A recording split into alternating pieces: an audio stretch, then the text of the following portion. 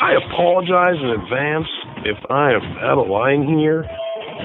Brace yourselves, boys. We're going in. Am I hallucinating here? Just what in the hell do you think you're doing? I can't believe you. I'm not reading. I'm just looking at the picture. Welcome to the cold, hard truth on sports. Welcome all to another week here of the Cold Hard Truth on Sports. I'm your host, Matthew Long. Got another great week. A lot to talk about. Final Four, Loyola, Chicago. Is she a Cinderella team? Huh? Or is he? I don't know. Is it a boy or girl? Does it matter? Anyways, are they a Cinderella team? Or is it the ignorant audience in media that don't pay any attention to college basketball until we get to March, end of February, March, and now all of a sudden this 11 seed who has went through and played Miami close, beat Miami, who has been a pretty it's been a pretty good team this season. Then probably one of the hotter teams in the SEC and in Tennessee. Then beat a K-State team who's coming off a win over Kentucky. And now will end up facing a Michigan team who has been on the tear since the Big Ten tournament. The team that knocked Nebraska. I mean, Michigan single-handedly sealed in one game, eliminated Nebraska's opportunity from being in the tournament. Clearly by their showing against ranked teams, they do not finish games, and Nebraska could not overcome good teams. Quality losses without any quality wins are more losses. They did not deserve to be in, and they were not. But Michigan is, and they've been on a tear. This Michigan team is interesting because they have tall, long guards, bigs that can pop and shoot, and a tremendous Hall of Fame coach. So it's not surprising to see Michigan in the Final Four. I didn't have them in my Final Four. Spoiler alert. I had them losing to I believe, where's it at? Where'd my bracket go? Okay, I will not show up my bracket. Who cares what I had? It wasn't right. Like everybody else, my bracket was incorrect. So, screw what I had. I did have Kansas in the Final Four. I had Nova in the Final Four. So, I got the Final Four on that half right. I did not have Loyola Chicago. Surprise. I got that wrong. And I did not have Michigan.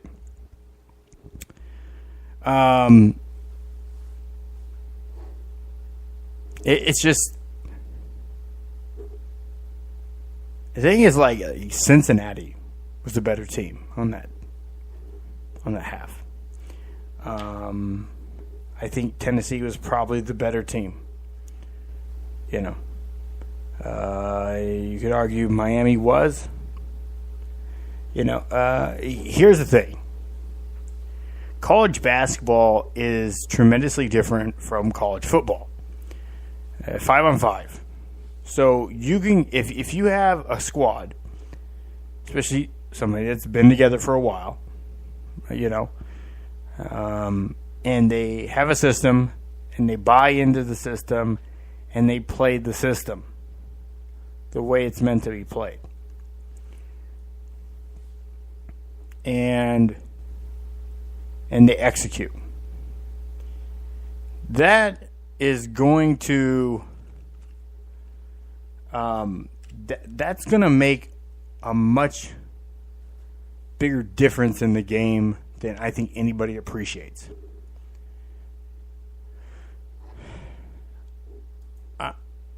I'm not surprised.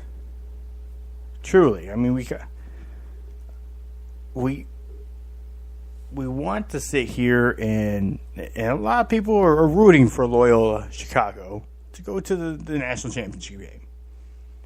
I don't mind it. I don't care. I don't mind it. If they do it, they don't. It doesn't change my life either way. It's a great story, right? However, what I don't think any of us want to see is them go and just get routed by whoever they play. I think they have a better chance of beating Kansas than they do Nova. This is not the most talented team Self has had. I've seen it throughout the season. They've lost several games they shouldn't have. They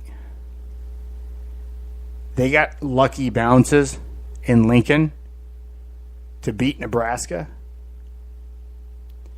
And again, Nebraska doesn't close. So there's a game right there.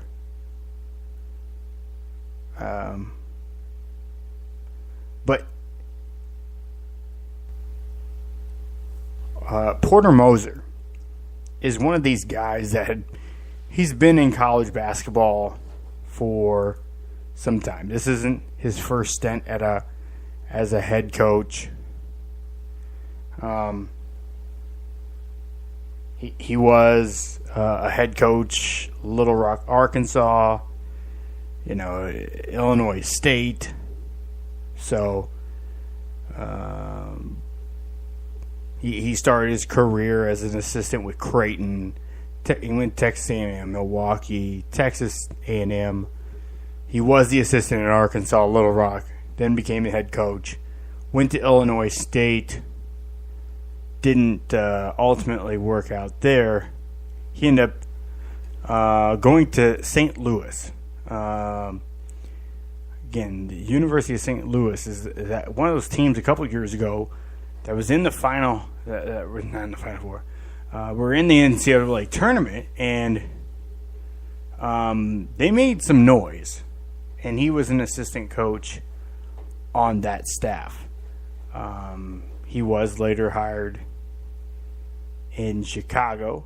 He is, I think he's a native of the area. He's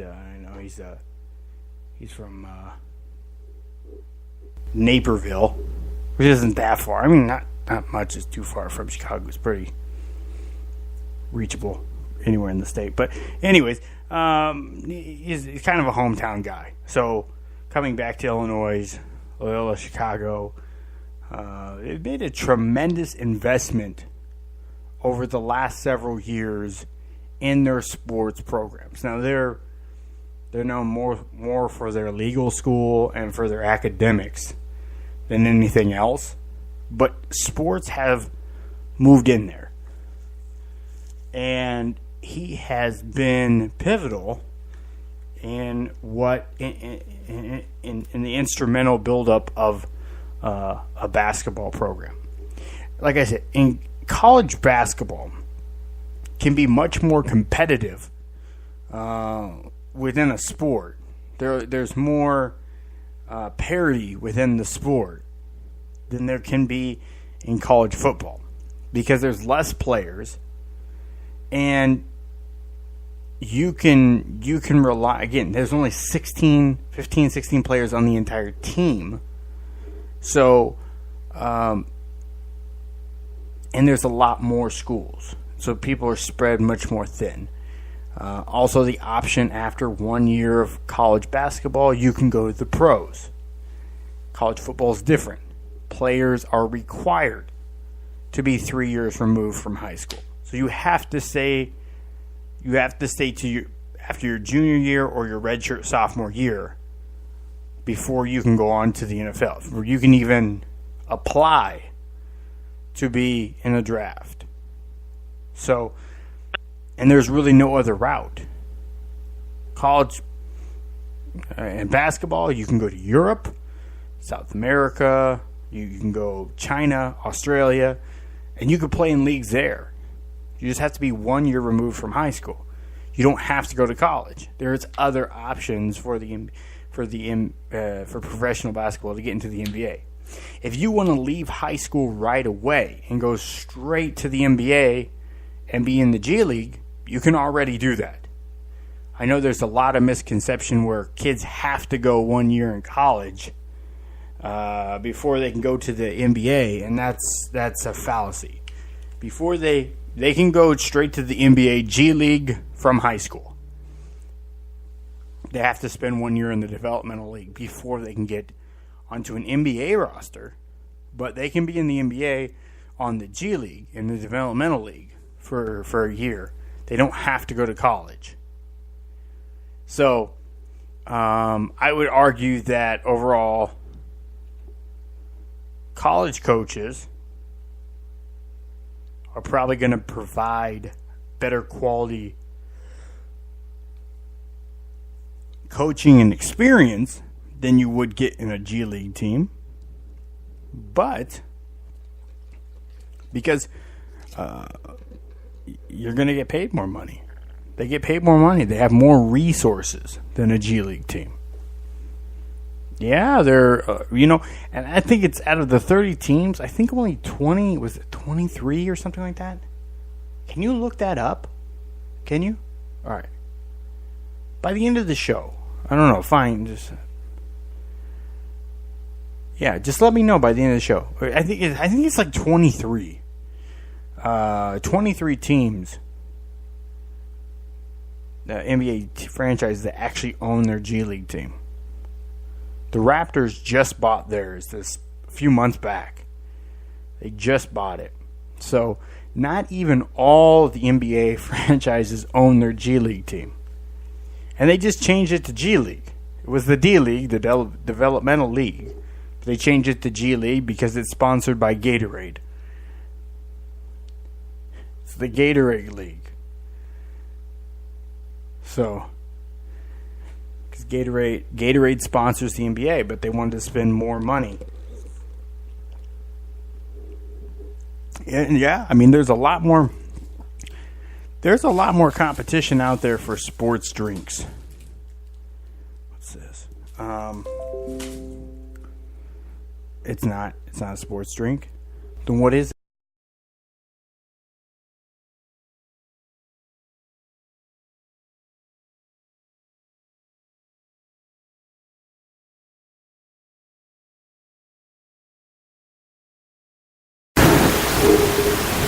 It's a thirst quencher. Whatever. Sports drink thirst quencher. It's the same thing. All right. Find out how many, how about you that? Instead of arguing with me about a thirst quencher, no, find out how many NBA franchises own their G League team. How about you look that up? Wise guys. People can't find. It's so hard to find quality employees. Also, look up hiring services. Yeah, for sponsors though. For sponsors, not because I want to replace you, but I might. For sponsors, Yeah, for sponsor spots. Give you something to do. When you checking Facebook? You Tindering over there? What are you doing?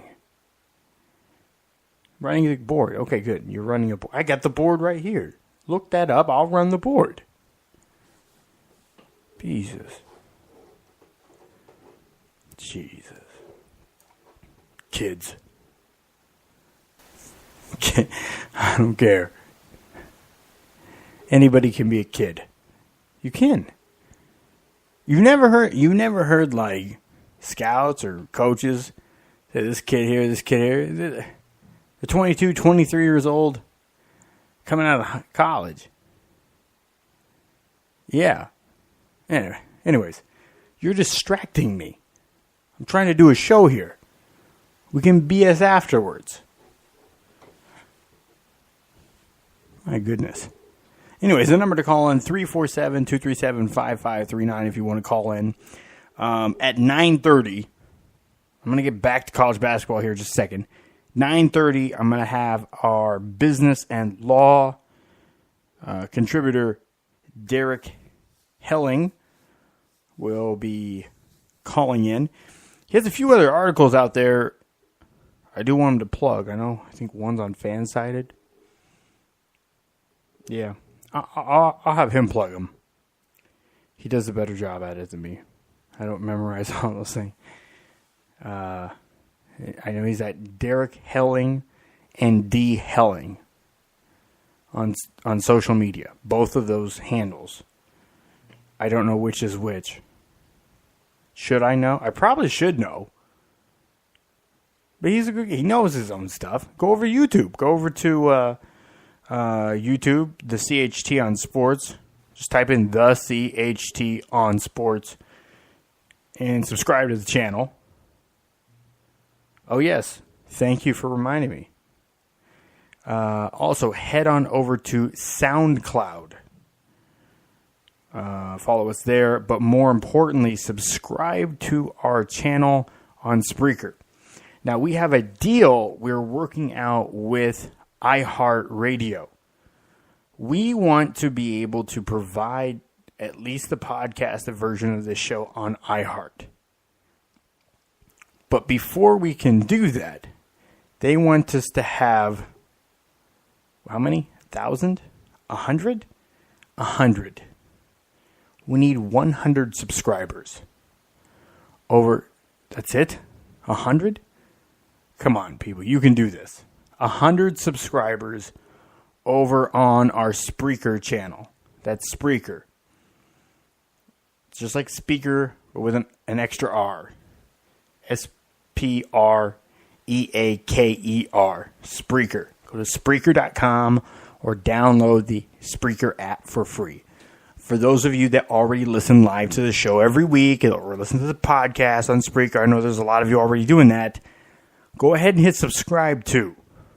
I appreciate that. We want to be able to, I want you to listen on Spreaker, of course. But we also want to make this show broader and more readily available. And iHeart wants us to have 100 subscribers there before they put the show on. That's all they need to see from us. Is 100 subscribers. So, you all can do that. I don't know how many subscribers we have. I don't know. Why? This is a crazy thing. People assume one should know all about everything. I know we don't have 100 subscribers. I don't know. It's pretty new. We really haven't been plugging it. I think 20 maybe? Or less? But anyways, go to Spreaker.com and subscribe. Like I said, iHeart will put us on. We just have to have 100 subscribers on Spreaker.com before they will do that. They will put us on. That's their only stipulation. We've done everything else. We have the audience they want. We have the content that they want. They just want to see 100 subscribers there. That's their challenge. Which I feel like that's a pretty low. Are you sure it's only 100? Go back and check again. Check the email.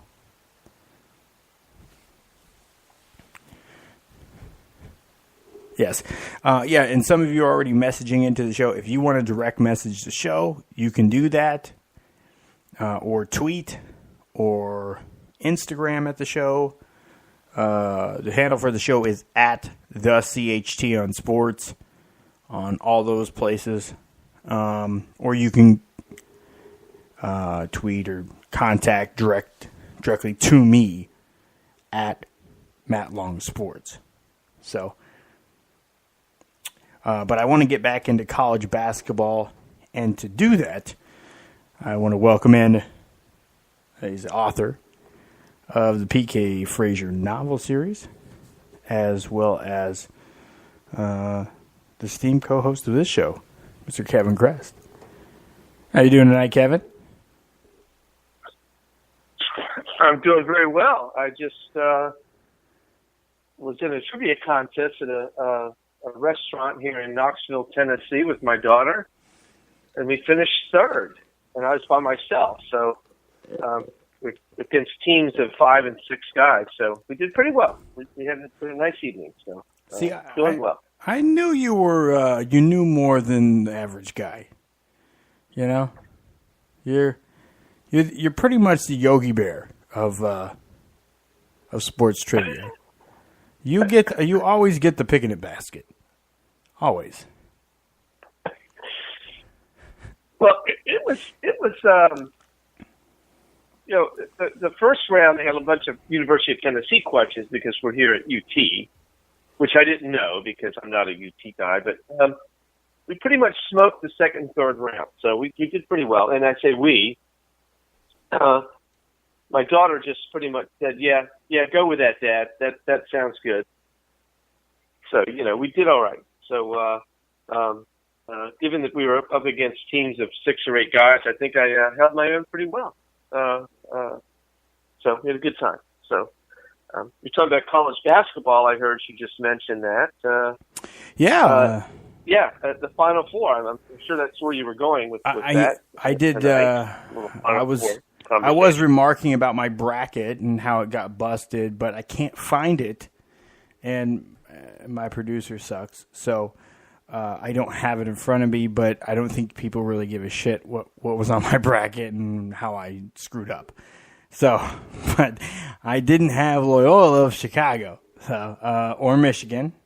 So I didn't have those two. I did have Nova and Kansas. So, kind of pick up Yeah, go ahead. Well, and I think that when you look at it as a whole, you've got 2 number 1s and number 3, and that's pretty normal, right? I mean, that's not an abnormal bracket. And Michigan, by the way, was pretty hot. I mean, they won their last 8 games and won the Big Ten championship. Yeah, so they're basically the reason. Right? They gave that final reason for the committee not to put Nebraska in. They sealed their fate into the NIT. Because they wanted. Anyways, I'm not going to get into. Nobody wants to talk Nebraska basketball, but anyways, they were hot, and they just kept kind of carrying it through. Well, they have a tremendous team. They have tall, like 6'4", 6'5" guards. They're long, athletic, and they have a big it's a pop and shoot guy, not really a to the rim guy. So they have some talent there that's pretty unique, and they have a Hall of Fame coach. It's not surprising that they're here. Well, and by the way, Michigan's only the second hottest team in the Final Four. Loyola was number 1. Loyola was underseeded, and that I think that's University accepted this. They were 29-5 coming into the NCAA tournament. They had won, I believe, their last 17 games prior to the tournament, 19 of 20.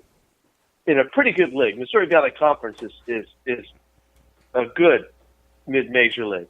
Yeah. They're kind of the MAC of basketball. Okay, for those that were wondering, it's the conference Creighton just left to join the Big East.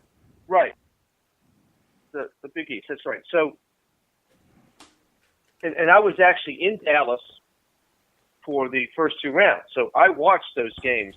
I watched Loyola play those first two games, and I tell you, they beat a really good Miami team and a very, very good Tennessee team. And I know they won on last-second shots, but they played them to the end. I mean, those were not, fluke victories. They played them minute by minute the entire game and just ended up winning the last-second shot. But that's a very good basketball team, as we've seen now, because they won two more, and now they're in the Final Four. And I'll tell you something, they're going to give Michigan fits just because they're good. Now, let's get back to the Final Four. You've got two number ones who, by the way, are playing each other, right? Yeah. So that brings us up to the question of should the NCAA reseed, right? Yeah. Because if they reseeded at the Final Four, you'd have Kansas playing. Let's say, I don't know which ones were who was number two, who was number three, but I think Villanova was number two. So they would be playing Loyola, and Kansas would be playing Michigan, which would make for a much better tournament. So I don't know. Well, I mean, that's a subject that the NCAA has to address in the future is reseeding when you get to the Final Four, when you get to a situation like this. But nonetheless, Saturday night's going to be a great, going to be a very interesting night with Michigan, Loyola, and then because you got Kansas and Villanova. So we'll see. But at the end of the day, if you go chalk, which I did on my bracket, I've got two Final Four teams. Now I had Virginia winning it all, so I'm out of that. Right? I had them on the other side of the bracket. I didn't see them losing the first round. I think a lot of people.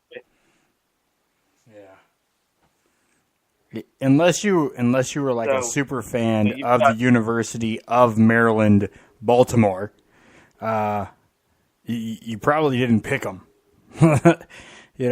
But Virginia had been. We've seen times during the year where Virginia has seemed kind of susceptible to losing in spots where you didn't think they would, but it just came through with that they weren't executing. And I don't know if maybe the stage was too big or something, but I don't think anybody saw that, seeing how they lost. No one seed had ever lost. But they lost. They lost their best player. Their sixth man was their best player, and they lost him. And so that has something to do with that. I'm not. That was kind of a really cosmic, kind of weird thing because it wasn't like UMBC won at the last second. I mean, they beat them by 20 points. I mean, that was a drubbing, and so I can't explain it. I mean, nobody can explain that result. It was bound to happen. Frankly, I was asleep. I didn't see that game. I'd already seen. I went to Dallas, watched 4 basketball games on Thursday. After getting up at 4 a.m. to drive to Dallas, Friday I watched a bunch of basketball, and then I just hit the wall about 8 or 9 o'clock Friday night and didn't even see the game. You didn't get to the casino? That's not seeing that basketball. You didn't I make was it in to Dallas. I was just watching. No, there's no casinos in Dallas. I was just watching basketball, and in fact, I actually met the head of the supervisor of officials for the Southeastern Conference, which was a very nice meeting with a nice conversation and talked about all that kind of stuff. But anyway, so we'll see what happens to tie that up in the knot, and then we have a guest coming on. And so, but yeah, that at the end of the day, you've got 2 1s and a 3 in the Final Four. Yes, you have 11 for the third time in history, but it's in my mind, Loyola probably should have been a 6 or 7, but they weren't, but they played like a 6 or a 7. So. In my mind, that the committee has to do a better job of recognizing these hot teams, and they just automatically put the Power 5 teams in the top 8 or 9 slots, and I think that's wrong. I just absolutely think it is. Yeah, I ran out of room. I was going to get on a little soapbox today about, Power 5 conference. Anyways, I may do that later in the show if time permits. It'll be a filler rant. But I think Loyola, in order for them to win, I think they have a better matchup and a better chance of winning it if they face Kansas. I think Nova isn't a good matchup for them. They're too good as shooters on Nova. They have better players, more talent than the other two teams. So, but they would have to get past Michigan. Anyways, it's going to be some tremendous basketball, and I think these are probably games I'm going to be watching a bit closer. And this is such a busy time of year, you get. For me, it's basically like December to June is like almost my busiest time, because even though NBA, Major League Baseball, and hockey, and NFL are all there at the end of the year, but most of what I do and what I'm writing on, that major stuff ends up basically from December to June, because you got most of the scouting and stuff that I do with college football, bowl games, the All-Star games, the draft, the combine.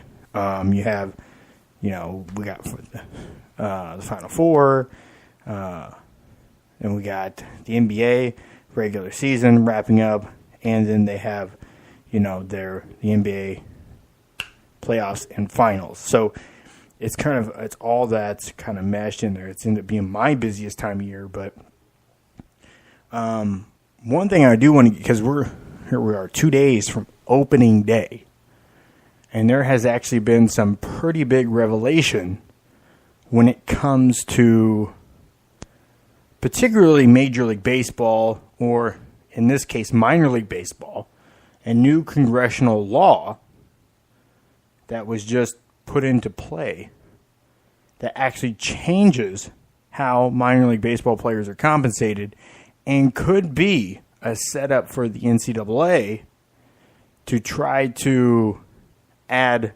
almost a safeguard for if at some point in time a court rules that college players are employees.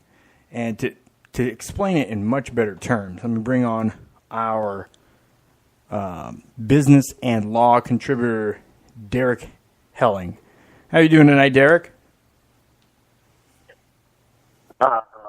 A touch under the weather, got a little bit of a cold, but for the most part, I'm doing pretty good. So if my voice cracks, or if I have to excuse myself at some point, I apologize in advance, but I'm going to do my best here. Well, it's good to know you're not going through puberty and you're sick. So that's good to know. That's good to know. Yes. Okay. Now I hit that. I know you. I read your article that you have over on Fansided. Mm-hmm. Did I explain that correctly, or can you fill us in a bit more, some more detail on that? Absolutely. Well, last week there was a spending bill.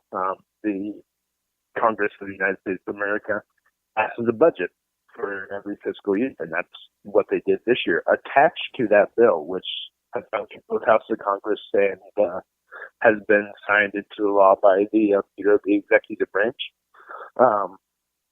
Attached in that bill was the sum total of a bill that first surfaced 2 years ago called the Save America's Pastime Act, which was a kind of odd choice for the name, but because I don't really think it does anything of the sort.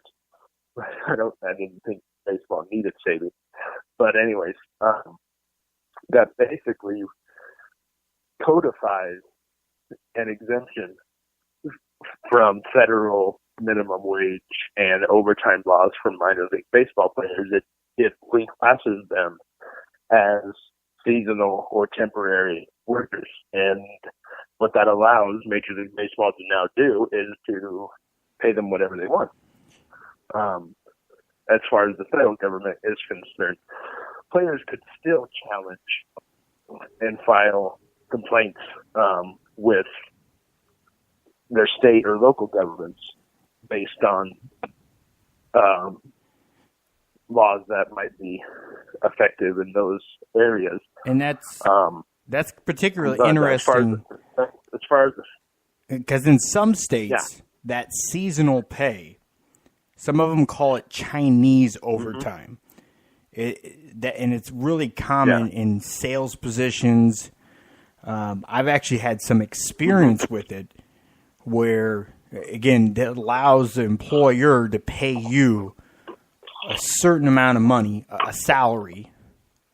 And then if it's commission based, your overtime is it's based on total commission divided by the total number of hours worked that week. So it's based on your actual, what you've contributed. Obviously, in a situation like baseball, you would have to work in any sort of milestones or bonuses or whatever is figured into the minor league contract. Of course. But that's the only way they could really get any other compensation besides what they decide to arbitrarily pay them. And again, that's something, and that's big because even though minor league baseball, even though it's called minor league baseball, technically it is not. It's not under the same, like the Major League Baseball Players Association is not over minor league baseball. It's just over Major League Baseball. No, they don't. Yeah. Although That's your correct. agent can minor be league baseball players until they. Yeah, exactly. So. Yeah, go ahead. You can have an agent that also has players in the majors, but no, you're right that the MLBPA does not represent minor league baseball players by and large. Now, of course, there's going to be some guys who are like in Triple or Double A who have spent time in the majors and would be part of the MLBPA because of that. But by and large, most of the players in the minor leagues are not represented by the MLBPA, so they don't have any real bargaining power as a group. Because of that, they don't have a union in all these disparate leagues. That is something that they could do. The difficulty that I see in making that happen is because that structure does not exist. And we've got thousands of these minor league baseball players in different leagues at different levels across the country who are all fighting for a very precious commodity, which is one of the 25 major league roster spots on the 30 major league clubs. There's a very finite number of those. And so you're scratching and scraping to try to get any leg up you can on your competition to get one of those roster spots. And so, in the process of getting that, you're not going to want to do anything that's going to make management upset at you or rock the boat on your journey towards getting there, and taking action towards starting a union with your fellow players in your league could certainly do that. So while that's probably the best path forward for minor league baseball players from here, especially given the new codification that exempts them from federal labor laws, that's probably the least likely scenario, unfortunately. So obviously this is something that it helps with whatever sort of revenue sharing that the teams have, because they're considered commodities of major league teams, although they play in leagues that are not over Major League Baseball. That's why those that don't know, the most stringent testing for PEDs in baseball is actually in minor league baseball. It's still not as strict in Major League Baseball. It's much more lax in Major League Baseball. Minor league baseball, on the other hand, is much more stringent. And if they probably found the right lawyer, I mean, there's a lot of grounds for them to argue that they should have more, that their pay scale should be set at a different pace. Again, because there are different levels. Yeah. There are a lot of these guys that aren't going to ever make major league rosters. Most of them just because they don't develop. They're just not cut for it, you know? Now, there's only 30 teams. Yeah. So expanding the league, there's obviously plenty of players to fill out these rosters. But the other thing is, on the other end of it, a lot of the players, and I think it's really unique that American professional sports, they don't set caps on how many non-U.S. citizen or foreign-born players can play. Like, for example, the CFL, I think it's only 20% of your roster or 15% of your roster can actually be non-Canadian. The rest of it has to be Canadian. Mm-hmm. So, for example, it's less. It's less than that. I think it's like 2 Americans. No, it's more. I think it's like 10%, and their roster, they have a 45 team. It's a little bit smaller. It's a little smaller roster, but it's like 5 or ends up being like 5 players. But it's much tougher. But the thing is, like, and I'm trying to push some more awareness on this. The more I'm really talking with a lot of the incoming talent into the league. But usually when they come out, the first goal is to get into the NFL, right? And if you can get into the NFL and you don't make a roster, you want to, for that team, you want to try to get onto another roster before you get on a practice squad. Okay? And then you want your agent, if you can't look at an NFL team to make another 53, then you want to look at the CFL. And then come back and give your final answer for the practice squad, because you're going to get better game film and better skill set and have a better opportunity of getting back into the NFL straight, not through a practice squad, through the CFL. Even though a lot of guys say, yes, I'll go to the practice squad, but there's a finite amount of time that you can be on a practice squad. Because then, pretty much you have 3 years from the time you graduate, and since you gave up your eligibility, to make some sort of impression in the NFL. That's like basically the max. It's very rare if some guy has been around for longer than 3 years really gets a snuff at all. Because at that point, scouts just are turned off. They won't hear you. And in order for any scout to listen to some guy that was undrafted, they actually have to pay a fee and do a regional combine tryout for the CFL. That's the way, even though they know who it is. I mean, obviously they've scouted these guys. I see them there every year. I see them at the Senior Bowl. I see them at the Shrine Game. They're there in Indy. You know, they're everywhere that the NFL guys are, pretty much. But they want you to pay that fee to see the commitment. So you'll have to see that. So they want you to pay their fee so they can have your audience. So that's kind of the thing. So, but a lot of guys don't know that. So. It's crazy because even after that point, agents won't even take them on. So they won't even really have agents or representation. Because think of it, there's hundreds of guys coming out. I mean, look, the NFL Combine alone this year had 356 guys. 356 guys at the NFL Combine. And they used to have 4 regional combines and then a super combine, which was like 150 to 200 players. They got rid of those. They did a regional combine on this past Sunday, but it was kind of seemed to be thrown together at the last minute.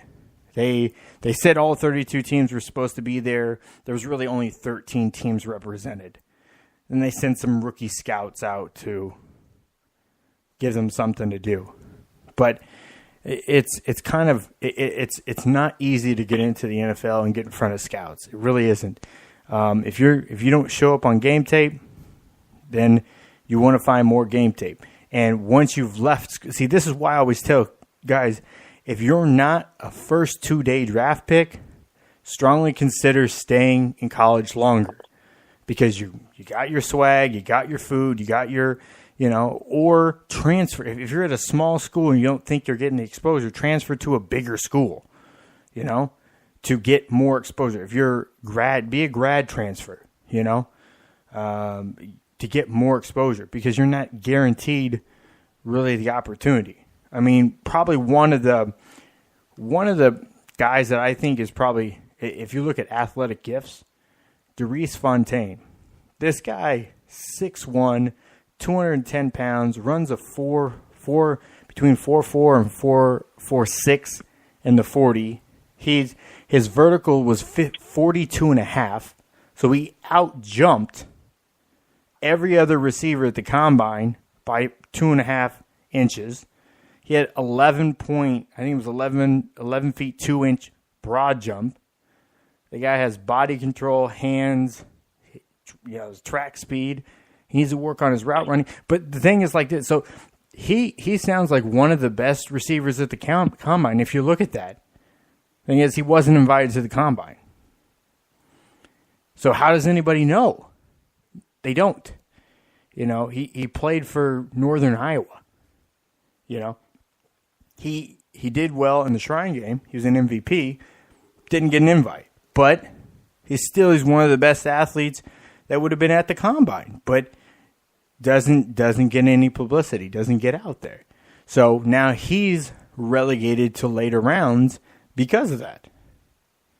So, and that's the thing is like the structure that's set up for these guys is just not. It's not there. It's not there to really, give people a fair opportunity. And now, on top of that, as we see with laws like this that are mainly affecting right now Major League Baseball, could affect these same college athletes if it's decided that they're employees, which I don't think they are. But can you kind of explain a little bit more, Derek, on how the NCAA might try to take advantage of this ruling or this new law? Yeah. I think that to understand that, we need to really understand where this all came from.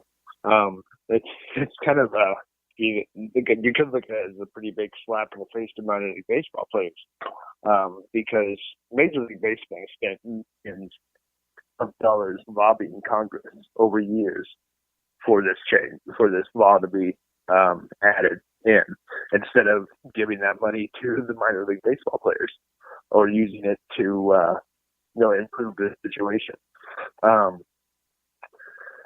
So basically, what could happen, this is all hypothetical, of course, but the NCAA could potentially do the exact same thing and lobby Congress to get a similar exemption for NCAA athletes written into federal labor law. That's a little trickier for them because they might want to avoid NCAA athletes being talked about as employees at all.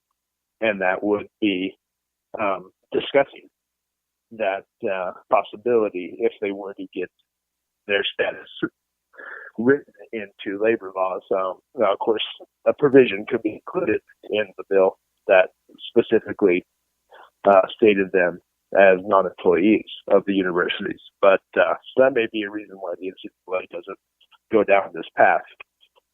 And really all it would do for them is insurance, as in case, the situation that you named were to take place where a federal court somewhere were to rule that NCAA athletes are employees of the university they play their sports for.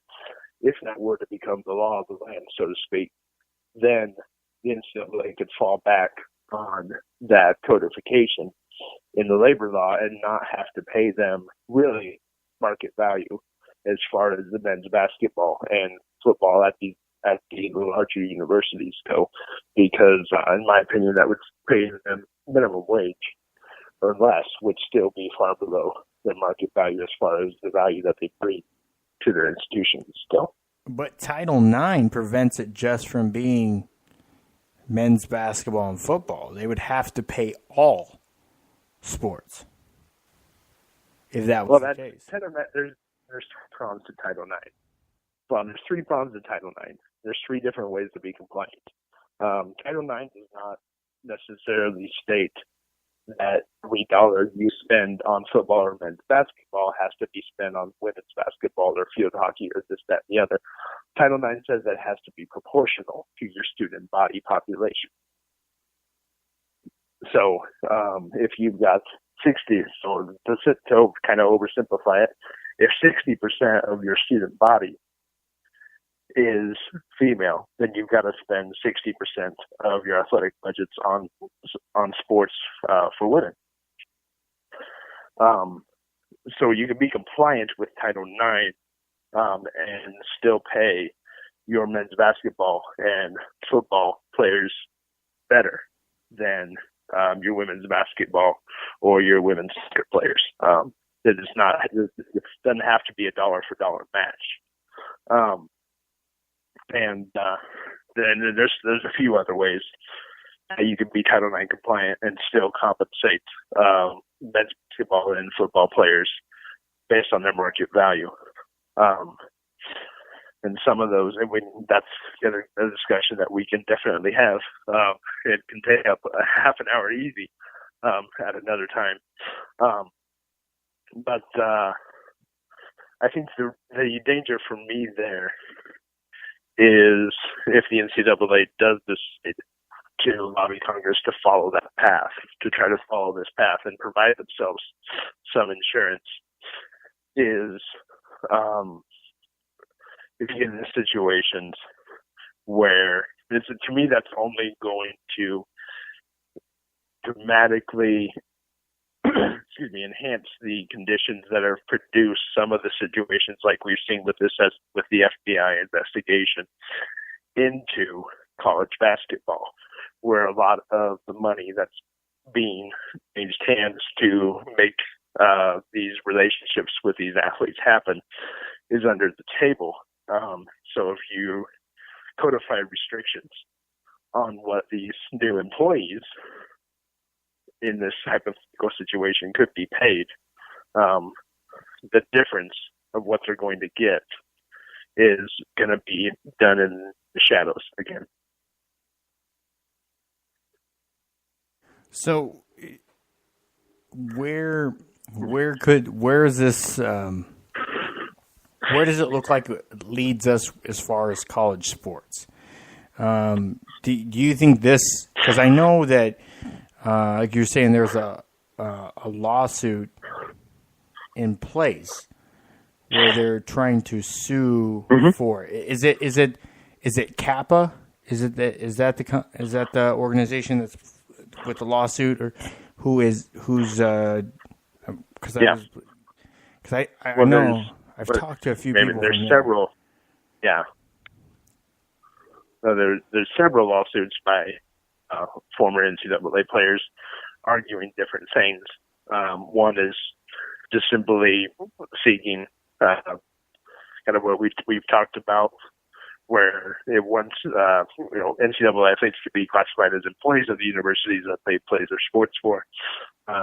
Another lawsuit, which I think has a much better chance and more realistic aim, is basically it's arguing that the NCAA is in violation of the Sherman Act by imposing a cap of what the term that we've all heard of full cost of attendance on what these athletes can receive from the schools without affecting their eligibility. I think that's got a really good shot because that was part of what the O'Bannon case addressed as well. And the only reason that it didn't gain victory on that count as well was because the counsel for O'Bannon simply wasn't ready to argue all the points. And when that ruling came down, that question was kind of left open-ended. And so we're seeing that issue addressed. Basically, the NCAA won the case on that point because they argued that upping compensation past that point would harm interest in their revenue sports, football and men's basketball. And that's a very, very easy point to contest, given the data that we have seen and the interest that we have seen since they raised compensation from grant and aid to full cost of attendance. You could look around. You don't even have to look at the data and see that the interest in NCAA football and men's basketball not only has not suffered, but you could argue that it's grown since they raised the cap to full cost of attendance. So I think that's going to be a very easy point to argue. And if successful, that lawsuit could essentially create an open market, because it would then, at that point, be illegal for the NCAA to penalize schools for compensating their athletes above and beyond full cost of attendance. But let's go back a second now. This is Kevin. Okay. So you have maybe 3 or 4 athletes on every team, and let's just take it all the way to there are 357 Division I basketball teams. There are 135 Division I football teams. There are, I think there's even more baseball teams and basketball teams that are receiving grant and aid, right? Mm-hmm. And so,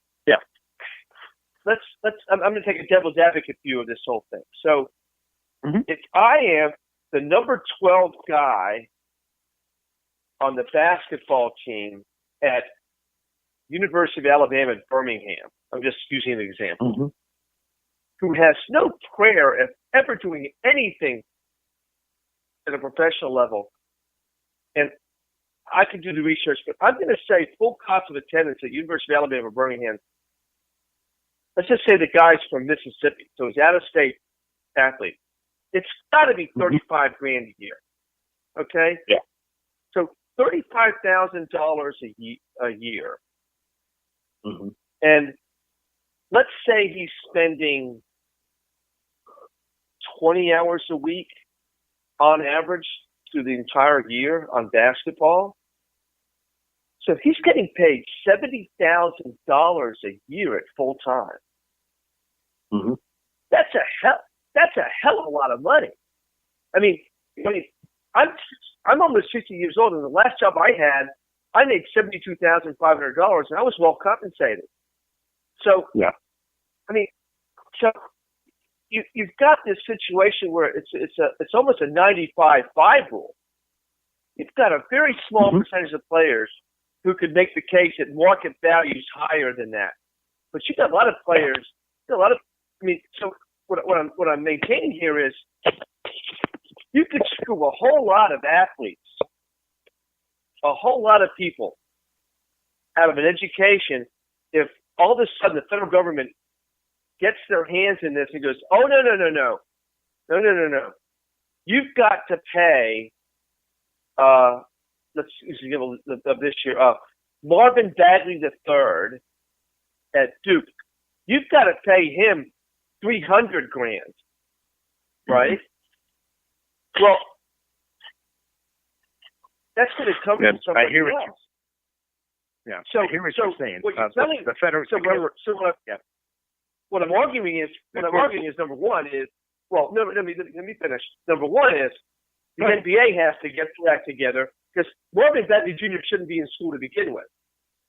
He should be in the NBA, right? Mm-hmm. And so if you fix that one and done thing, right? So his market value is going to be recognized right out of high school.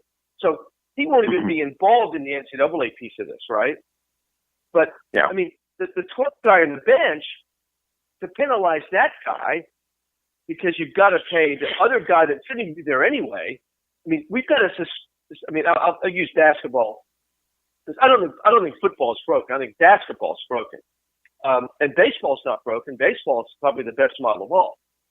But college basketball is where it really is centered because you've got these high-profile guys that they should be in the NBA. LeBron James went to the NBA. Kobe Bryant went to the NBA. Tracy McGrady went to the NBA. Kevin Barnett went to the NBA. Dwight Howard went to the NBA. I could name a ton of guys that went where they were supposed to.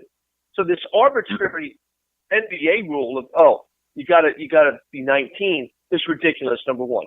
So you fix that, and all of a sudden you go, wait a second. I mean, why should the number 10 through 85 on a college football roster suffer because Leonard Fournette thinks he can get his $500,000? So I think this is a much more complicated matter than just going, and by the way, they're not employees, they're student athletes, and they're not full-time employees. And I do recognize the fact that you could make the case, and the Northwestern guys failed at that. They tried to make that case and tried to unionize, and they were not allowed. So this has a far-reaching impact, way beyond the top 5 or 6 guys. And frankly, as far as I'm concerned, and this whole thing where Adidas is getting the FBI investigation, if guys have market value, then let them sign with Nike. We've got swimmers in the Olympics now. They're professional athletes. They get to go in the Olympics. Why not? Why can't Sam Bradford, as a sophomore at USC, sign a shoe contract? Why can't he? He should be able to. In which case, I agree with you 100%. In which case, he would get to recognize his market value, and the school wouldn't have to pony up. He can get his market value through other means, which is, I think he should be able to do that. I mean, yes, I completely agree with you. If I'm a guitar player and I come out of high school and I go to college on a music scholarship, I can still play at the local bar down the street on Saturday nights and make my $300, right? Mm. Yeah. Oh yeah. But if I'm a college athlete, I can't make a commercial. That's ludicrous, right? Don't you? There's no sense in that. No. So you've got to change the whole system. The whole system has to be re-engineered, as far as I'm concerned. And I'll let you go. Sorry, but that's my rant. That's my rant. I completely agree with you on the third party rules that the bylaws that the NCAA has, and that would be a really easy change. All the NCAA has to do is rescind those rules that say if you make any money off of the use of your name, image, or likeness as an NCAA athlete, you're ineligible. I mean, all they have to do is take those rules off the books, and that takes care of that. And like you said, that would allow these athletes to realize their market value without any cost whatsoever to the institution. Where I want to clarify something about the potential court ruling is the court would not be saying that the schools have to spend this much X amount of dollars on certain athletes. The question before the court is, does the NCAA putting a cap on what the schools can pay their athletes violate the Sherman Act or not? It's not, the federal government wouldn't be mandating that schools have to pay X amount of dollars. They would just basically be telling the NCAA that it's illegal for it to cap the amount that schools pay. So I think that's an important distinction there in the potential court ruling. No question. So what you're saying is, So if I'm the University of North Carolina, or let's use Duke because I brought up Marvin Bagley third. If I'm Duke and I say, well, I'm giving Grayson Allen a scholarship, and by the way, a Duke scholarship is worth a fortune, right? I mean, it's absolutely, it is. Yeah. Okay, but let's say I want to give Marvin Bagley Jr. a scholarship and cost of attendance, and by the way, I'm going to kick in an extra $50,000, right? Yeah. Because of your market value of the university. I'm going to kick currently. Yeah, currently Duke, in the current rules, Duke would get in trouble with the NCAA, and if the court were to side with the plaintiff in that case, then that'd be illegal for the NCAA to come down on Duke for doing so, because that would be considered acting as an illegal monopoly. Yeah. Even though we all know Marvin Bagley's getting that $50,000 extra, it's just not from the university. Oh, of course. We know. No. Yeah. Let's admit, as educated adults in the sports industry, we know he's getting it. We just don't know from where, whether it's from Adidas or whether it's from the car dealership in Durham or whatever. We know he's getting it because otherwise he wouldn't go to Duke. Which is another reason to rescind all those third-party rules, so all this can happen in the open, above board, instead of in the shadows where kids are getting taken advantage of. Well, in my perfect world, he's not even playing at Duke. He's playing. Yeah. He's playing for the Milwaukee Bucks or the Utah Jazz or the whoever, right? I mean, he's not even having to go through this crap. He's getting his $10 million from the NBA, which is it's an absurd idea that we restrict somebody because of the location they're in. Football's a different situation because of the physical risk with a 17 or 18-year-old guy. But basketball, we've seen through 50 years that it's okay, right? I mean, those guys haven't. I mean, absolutely. Right. And so I get that. In baseball, it has a great model. You can choose to go pro or you can go college. And if you just go to college, you stay for 3 years. I think that's an excellent model, right? So I think what we're really talking about here in terms of all this NCAA crap and all these things is most likely basketball. I mean, football some. I mean, you have a few of this and you two high-profile quarterbacks, but you've got 85 guys on a football team. I mean, it's a whole different dynamic, right? But basketball is what we're talking about in many cases. I mean, I don't think of any other sport that right. But the court ruling. I mean, if the court rules against the NCAA in its court on this case, it's going to. The rulings are going to apply to all NCAA athletes, regardless of sport or school, and that'll just have to be something that the individual schools will have to work out on their own with their own athlete, because it's kind of going to create kind of an open market where the schools are going to be left to their own devices in that regard because they no longer have to worry about penalties from the NCAA. The conferences could step in to some regard and to regulate that. And that would be kind of a lot more, I guess, local control because the individual schools have a lot more say in conference bylaws than the NCAA.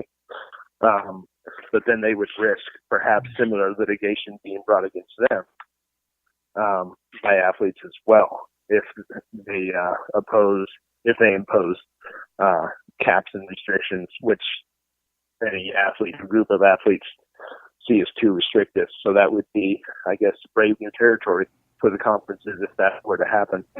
But at this point, as I've said, we're talking all about hypotheticals right now. Yeah. Well, how about we just blow up the whole NCAA thing and start over? I mean, it's been talked about, I'm sure. Yeah. Yeah. I mean, as a longtime sports person, I believe the NCAA has outlived its usefulness in terms of. I'm not talking about conducting championships. They do a great job in conducting championships, but in terms of the whole idea of them regulating the sport and policing the sport, they are no longer a useful organization in that respect. Number one, they make way too much money, and they're corrupt. They're corrupt to begin with, so they're clouded in their judgment by money, and so I think that's an issue. But I think we need some people to come in as objective arbiters in this, and to start over, and look where we are in the year 2018. Mm-hmm. Money, right? Money influences. So forget about the whole amateur concept and all that crap that they're the last. NCAA is kind of the last bastion of trying to uphold the amateur status, and that ship has sailed. Okay, it's gone. Yeah. And so let's right. So let's get real. Let's figure out how this really works, and how it's where the money's coming from and who it should go to, and because once the NCAA and the university said, well, we're going to give full cost of attendance, that kind of opened the door, right? Because full cost of attendance. I mean, if you're a university in Lincoln, Nebraska, that's one thing. If you're a university in New York City, full cost of attendance is a whole different deal because of cost of living and right. And so they kind of opened the door for the whole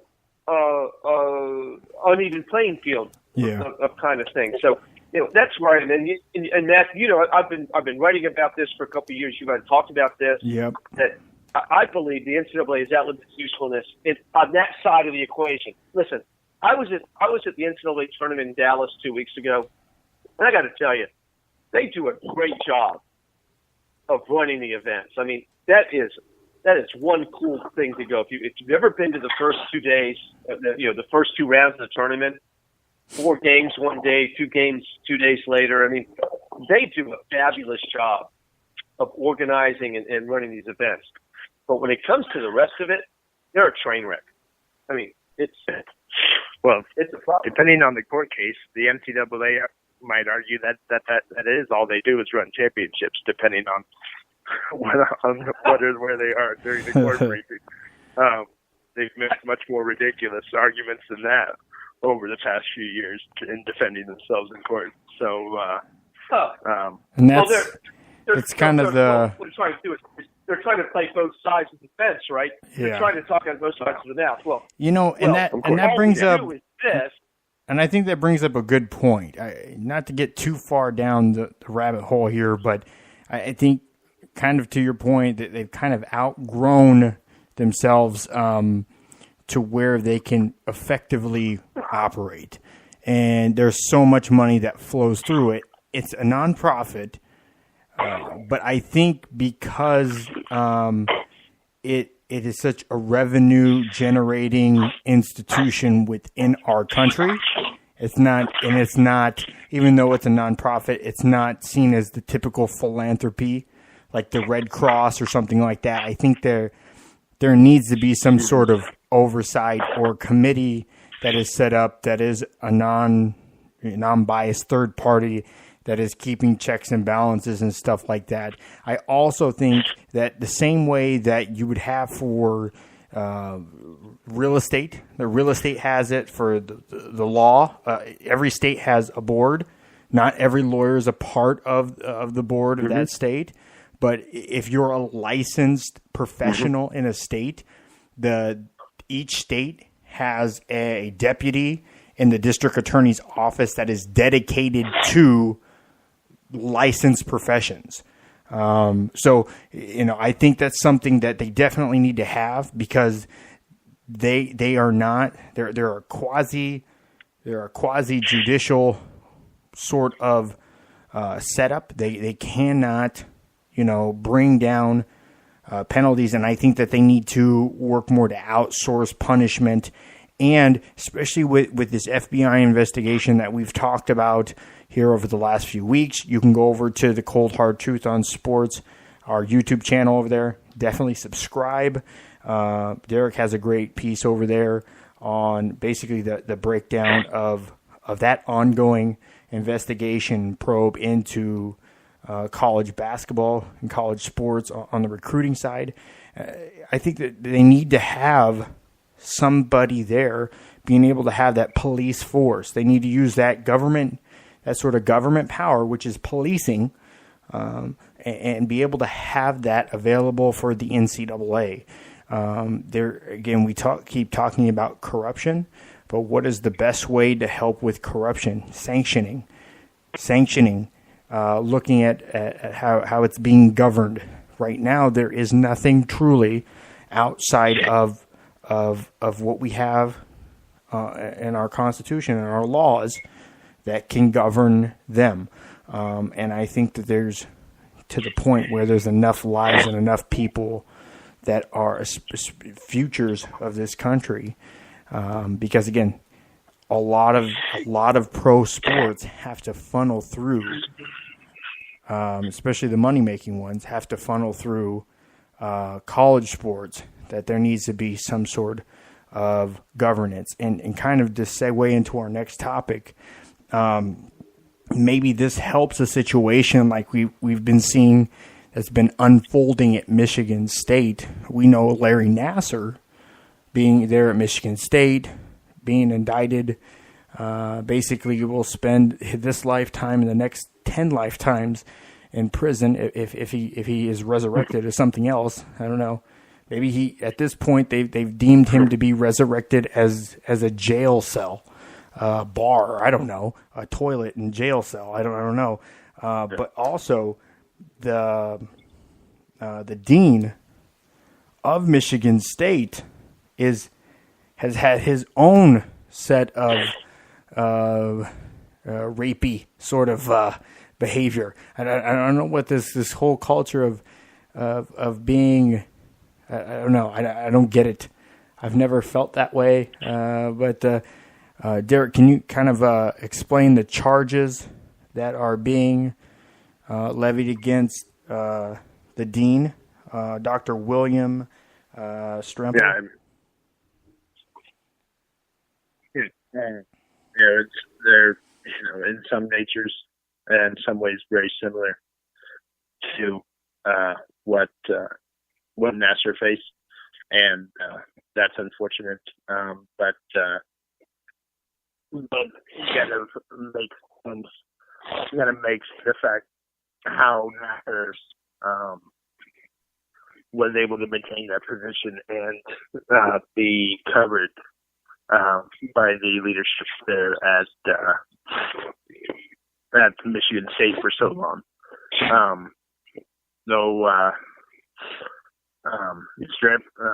The name of the Dr. William Strample was arrested on Monday, and he has been charged with 4 counts, both misdemeanors, dealing with willful neglect of duty and overseeing Nassar. And of course, that has to do with his oversight of the program in Nassar himself.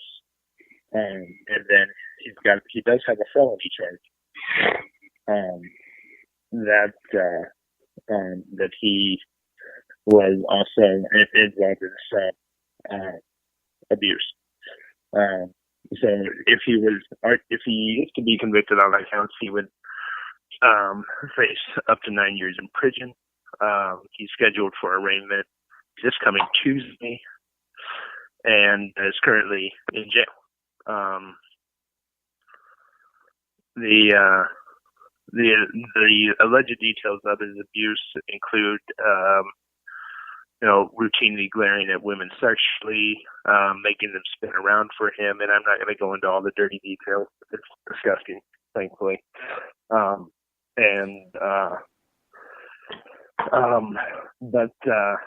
as far as one thing that comes to mind when thinking about this and, asking the question of how does this happen is a phrase that I've used many times in talking about stuff that doesn't make sense. Is you're never going to be able to use logic to understand illogical behavior. That's why it is illogical. And the fact that it doesn't make sense to the three of us talking here is a good thing, because it shows that we're not of the same mind. The only way that I can, make any sense out of it is kind of what we've been talking about with the NCAA. Unchecked power leads to corruption, because you get I can see how it inflates the ego, and you have a feeling of where you're invincible, and you can do anything you want, and that leads to indulging your desires and whatever those may be. And unfortunately, it sounds like there are more women who were harmed by this individual as well because of that. And it's the magnitude of this, obviously, from a student perspective.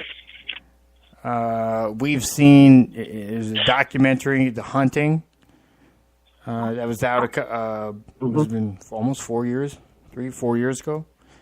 Yeah. Which a lot of schools, including Baylor, who kind of fostered that sort of a culture and have been dealing with sanctions and penalties and Title IX investigations and lawsuits and so on, kind of had killed their football program in a lot of aspects. But we can see now with Michigan State how and maybe why some of this culture is being preserved. This negative culture is being preserved within these institutions. Again, I don't think this is anything that's new. I just think of the advent of social media and a broader media, guys like the three of us, now a part of the media and not having to rely on guys that are in their, mid to late 40s or newly hired guys that are being assigned stuff at newspapers to go run and do local stuff, are able to look into these sort of situations and talk about it. And again, we don't cover the normal stuff that you're really hearing on the radio, your local radio or national radio. Yeah. We can get into, into the Bennett situation because he's going to be charged here, the defensive end. Martellus Bennett, he'll be charged.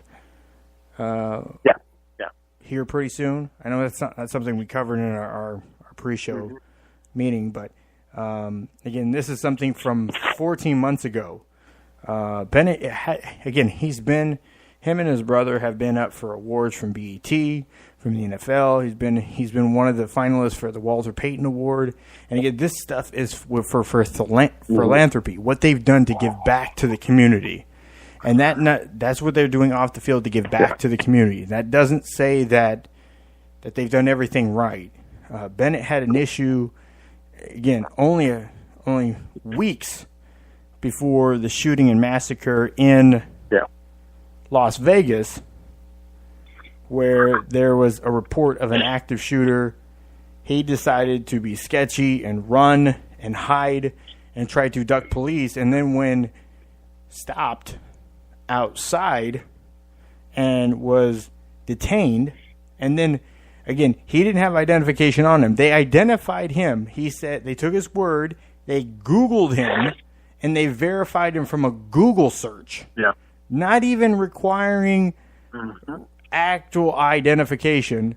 But then he also claimed that Latino and African American officers racially profiled him and mistreated him. But camera footage, other footage from inside the the casino shows different. It shows that he wasn't compliant and that he was doing stuff outside the norm to cause them. Again, he wasn't in the body cams and the cameras and the footage of the arrest and the detaining him shows exactly that. It was calm. They were calm. They were collected. He complied to an extent. They complied. They were cordial with him, and it's like, but he said that he was racially profiled and he was mistreated by police. But evidence shows different. But that's a different narrative, you know. It's not fitting of the whole thing. And then 14 months back, his brother's in the Super Bowl. He wants to go on the field and celebrate. Again, I don't know how his brother wasn't already closer to the action to begin with. They usually make those arrangements ahead of time to where he didn't have to push through security and defy police. And ultimately in the situation, he injured the shoulder. He sprained the shoulder of a 66-year-old African-American woman that's a paraplegic. She's in a wheelchair, an 800-pound wheelchair. Again, security covering a locked door, which is anything that's a state. There's an equal opportunity that they have to provide. So a certain percentage of your workforce has to be catering to individuals that are handicapped or have some sort of disability. So she's covering a locked door. And security guards aren't supposed to confront. They're just supposed to report to authorities.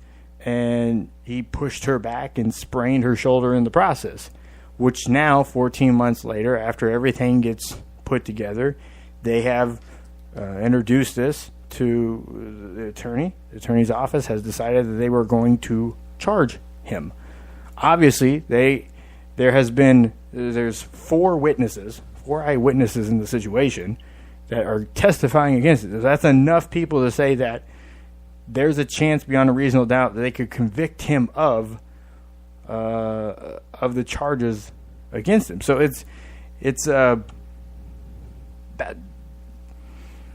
ludicrous too, you know. And this is a guy who just got traded from the Seattle Seahawks, which I kind of wonder if they knew this was coming down, and that's why they traded him to the Eagles. And now I'm wondering if this is something the Eagles weren't aware of, and that maybe the Seahawks help conceal, if they can kind of try to push to reverse that trade. I don't know. I think that could be kind of a sticky situation that's coming up as well. So,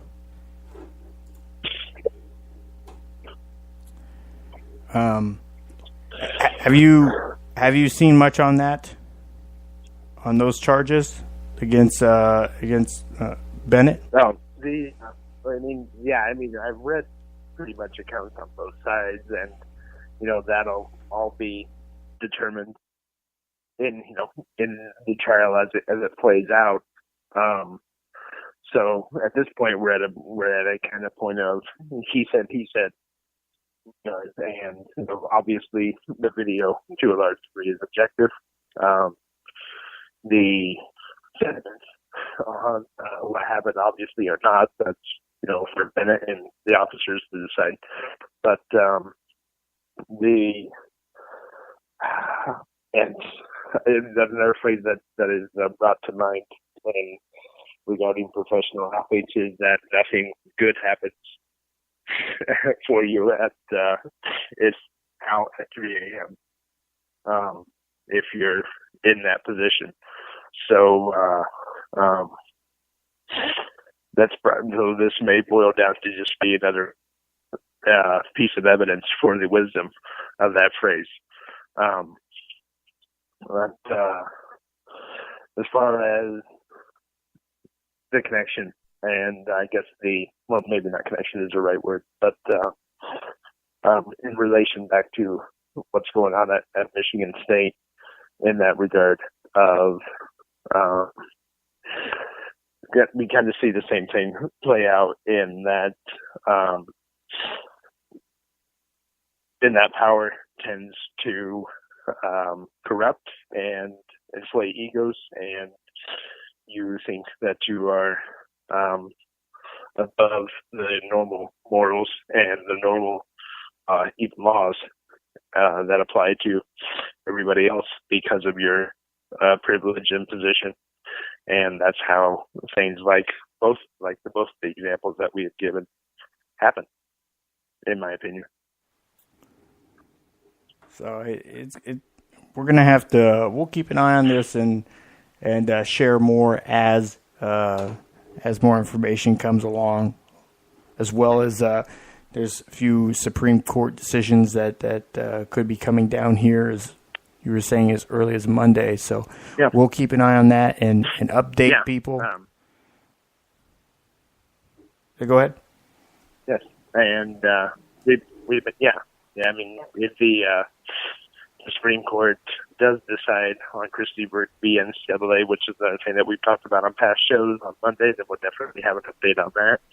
And we've talked about a lot of pretty heavy, pretty serious stuff tonight, and sports are meant to be games, so I kind of want to end on a high note here that Vlad Guerrero Jr., who is a high prospect in the Blue Jays system. They played their annual games in Montreal yesterday and today. And today, wearing his dad's number 27 on his jersey, he had a walk-off home run for the Blue Jays. So that's kind of a heartwarming moment for not only everybody who remembers Vlad Guerrero and baseball in Montreal, but sports fans in general. And sometimes these sports that can be disappointing and corrupt and take advantage of people. That every once in a while, it's just plain fun. Well, that's good to look at. And we're getting ready for baseball. We're a couple days away from opening day, so we all look forward to that. And having you back on here again next week. Derek, tell people where they can find you on social media. I'm on Twitter at @DHellingSports, Instagram at Derek Helling Sports, and the Facebook at Derek Helling Sports as well. All right, that's awesome. And you also see him, all of his content over here on the Cold Hard Truth on Sports. We have his video blogs over on our YouTube channel, and they're also available on the website. The handle for the show is the CHT on Sports. Thank you, Derek. We look forward to talking soon. Thank you. All right. Sir. So we're going to be we're going to transition into a couple other topics we have here tonight. We are still 2 weeks away from the Masters, Kevin? Is it 2 weeks? Not even 2 weeks. Oh yeah, we've got the Masters actually starts a week from Thursday, so yeah, we're pretty close. Wow. They've got the Houston Open this week, which is it's the last chance for a lot of players to get into the Masters. So it could prove to be quite a tournament, and you've got a lot of guys that you wouldn't expect to be playing the week before a major. You've got Justin Rose and Ricky Fowler and Henrik Stenson, Phil Mickelson, a number of others that are playing this week, because some guys choose to play the week before the Masters. Yeah. And other guys choose to take off, like Dustin Johnson and Tiger Woods they're already at Augusta, so they're preparing in that way. Mm-hmm.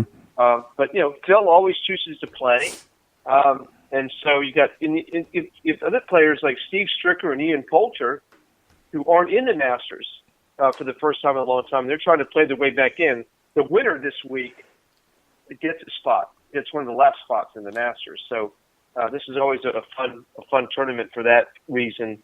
You've always got some guy battling down the stretch that has a chance to get into the Masters, and as most people know, that getting to the Masters is probably the epitome of the sport, because it's a limited field event and not many guys get in, and it's difficult to make it. So it's exciting this week.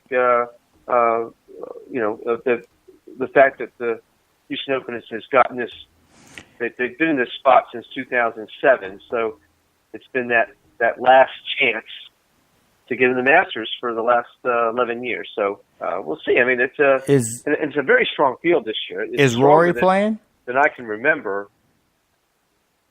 Rory's not playing this week. He's been on a tear. But like, Henrik Stenson is. He feels. I feel like Rory is close to a breakout. You know. Yeah. Well, he won at Bay Hill with that posing 64, which was crazy. Yeah. But we do have. But in the field this week, we do have Ricky Fowler and Henrik Stenson, Jordan Spieth, Phil Mickelson, Justin Rose, Matt Kuchar, Luke List, Alec Noren. We got a great field, and so I'm going to sign off here in a couple of minutes. I'm on the road traveling, so I've had to juggle my schedule. But it should be a great event, and the Masters is going to be ridiculous. You've got Tiger Woods back. You have Rory McIlroy, who won 2 weeks ago. You have Justin Thomas, who was playing terrific golf. I mean, he finished fourth last week at the match play. You've got Ricky Fowler playing well. Dustin Johnson's always going to be a contender. Bubba Watson, two-time Master champ, just won Sunday at the match play. I mean, this is going to be crazy. Mickelson's playing as well as he's played in 5 years. And he was a winner. You know, he won earlier this year in Mexico. So this is going to be, the Masters is going to be, I'm expecting, and we talk about ratings in the business side of sports a lot, right, Matthew? I'm looking for monster ratings for the Masters this year. Number one, Tiger's going to be there. I mean, the Arnold Palmer had a 3.6 overnight. You hear that? A 3.6 overnight. That's the overnight. That's not including any of the digital numbers, none of that. That's just a 3.6 overnight. It was up 140% from last year. Well, the final round of the Valspar had a 5.1. Yeah. Which was the highest rated golf program in, outside the Ryder Cup and the majors in 5 years. So Tiger Woods, having Tiger back, but I think it's more than just Tiger. It's Tiger and then all these other guys. I mean, we've got some very, very popular players out there, and the Masters is going to have Phil and Tiger and Ricky and Henrik and Jordan and Dustin and all these guys. I mean, it's going to be a fantastic Masters. I kind of wish I'd gone for the media credential, but I didn't. But so we'll see. We'll be keeping track of that. So I'm going to sign off. But yeah, the golf is very compelling. It's going to be a lot of fun, and this weekend's not going to be anything to sneeze at. And so I think the next several weeks are going to be rather interesting in the golf world. And by the way, Tiger just committed to his first summer tournament. He's going to be playing in his own tournament, the National, in July. So he's filling in his schedule. So it's great to see. I mean, Phil Mickelson's 47 years old and he's making noise, and you got Tiger at 42, and then you got all these kids. So it's a wonderful time to be watching golf. Absolutely. I know it's getting me more jacked up and into it. I mean, I probably I watch golf when Tiger's on. I mean, I don't make any qualms about it. I watch when Tiger's on. I'll listen and look at scores here and there outside of that, but I'll watch when Tiger is on. I've always been a fan and draw to watching Tiger. I mean, and he ended up at Bay Hill. He was tied for fifth. I mean, he's playing well. And actually, if he hadn't hit the ball out of bounds at 16, he probably would have finished second. But he was going for the win. It's exciting. But you're fairly representative of most of the people that. Well, he finished 8 back though. Didn't he? He started out. But he was but Rory shot a 64 the last day, so I mean, he won by 3, and so Tiger was going for the win. If he played conservatively, he probably could have been 14. He probably would have finished third, 14 under. But Tiger doesn't care about whether it's third or fifth, right? I mean, he doesn't care about the extra 120K between third and fifth. It doesn't make any difference to him. He's going for the win. So and that's what makes it so exciting. But yeah, we'll see. I mean, I think Rory's going for the career Grand Slam at the Masters. He's probably going to get one eventually, but then again, maybe he won't. Arnold Palmer never won a PGA.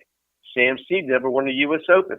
I mean, you've got these guys that are one tournament short of a career Grand Slam. So you never know, which makes it very compelling as we watch these, major after major after major. So, but this year is going to be, I think the ratings are going to be pretty much through the roof. I can't even imagine what they're going to be like, especially if Tiger shoots like 67 first round or something like that. I mean, they'll be scrambling to try to get enough coverage for that. And he could do that. He's playing that well. I mean, that's the way he's playing. And he's won 4 Masters. He knows how to play that golf course. So we'll see. And Phil's won 3. And so, you look at that stuff and you go, wow, these guys are both playing well too. So you get a guy that knows how to play that golf course and he's playing well coming into the event. Wow. You just don't know how crazy this could be. So looking forward to it. Absolutely. So, well, great having you on again this week, Kevin, and we look forward to all right, man. Seeing you next week and the preview stuff for the Masters. Yeah. Next week we'll do a full preview for the Masters. So I'll talk to you next week, and looking forward to it. Sounds great. Again, Kevin Kress, ladies and gentlemen. So I got a ton more to go over. I mean, I still got like an hour left on the show. Ton more to go over. You still have time to call in 347-237-5539 if you want to call into the show. I reported on this last week, beginning of last week. There's a fight coming up for April the 14th. All right, it was April the 14th, and it was Terrence Crawford and his the former unified junior welterweight champion of the world is taking on Jeff Horn for the WBO welterweight title. So it's Bud Crawford's first fight at 147 pounds, moving up in weight. He's undefeated. It looks like as he moves up in weight, he's stronger, has more power. He's just a tremendously skilled fighter. He had, in training camp, he had an injury to his right hand, which is his more dominant hand. Again, he's very ambidextrous, but it's an injury to the right hand.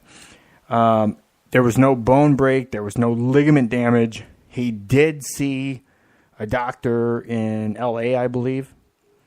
My sourcing is telling me. And he checked out. So the fight is being delayed. Okay?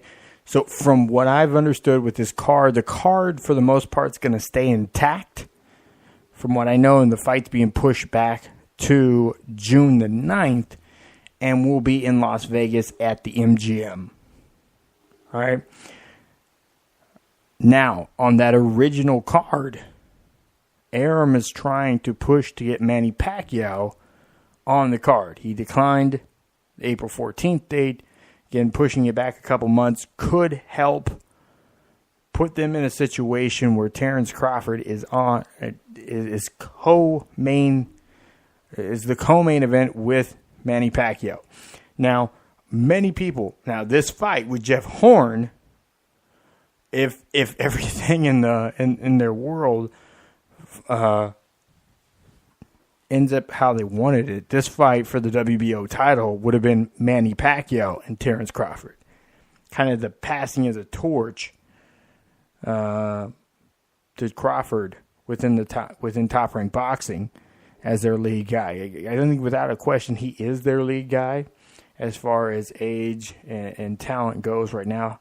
Manny Pacquiao is clearly on his way out, has not committed to retirement. He is a senator in the Philippines, and he said he's struggling with being able to fulfill his duties as a senator and be able to fight on the 14th. So he had declined fighting on the 14th. So, but that's still something they're trying to fill out. Now, Top Rank has entered into a contract with ESPN. Okay. And this is the first fight of the series of fights that they're setting up. Again, available on ESPN's subscription service. Directly subscription service. So you'll be able to watch the fight via their subscription to their channel. A special ESPN channel that is subscription based. Why is it so tough for me to say that? You're here laughing at me. The whole show. We have guests on and stuff, and you don't ever laugh at them. You're just sitting there. Did you ever do what I asked earlier? God. We have an opening for producer on the show. I should.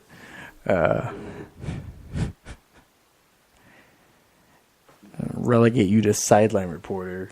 So is that an upgrade? That's an upgrade. I think it's an upgrade. Because you get to talk then. On the mic. No. Yeah, you could stay over there.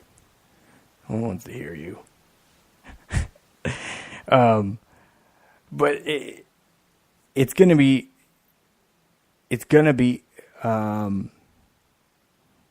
there's going to be a build-up. They want to add Pacquiao to the card. They want to add more firepower to this card. It's a good card to begin with. Now, a few fighters that were on the card for April the 14th will be taking some warm-up, some tune-up fights in the meantime. One of them is going to be Steve so-called Nelson. He will be taking a tune-up fight. He'll be fighting in Nebraska. He's taking a fight in Nebraska. So I'll have more information on that if you want to watch that. It will be broadcast as well. So he's one of the fighters that he's undefeated. He's coming up in the ranks. And he's tremendous. He actually fought. He's been on the show a couple times.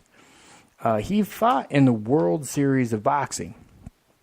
Boxing fans definitely tune in and watch the World Series of Boxing. It's fun. One guy I was able to see in person his last year in the World Series of Boxing was Vasyl Lomachenko. Very interesting guy.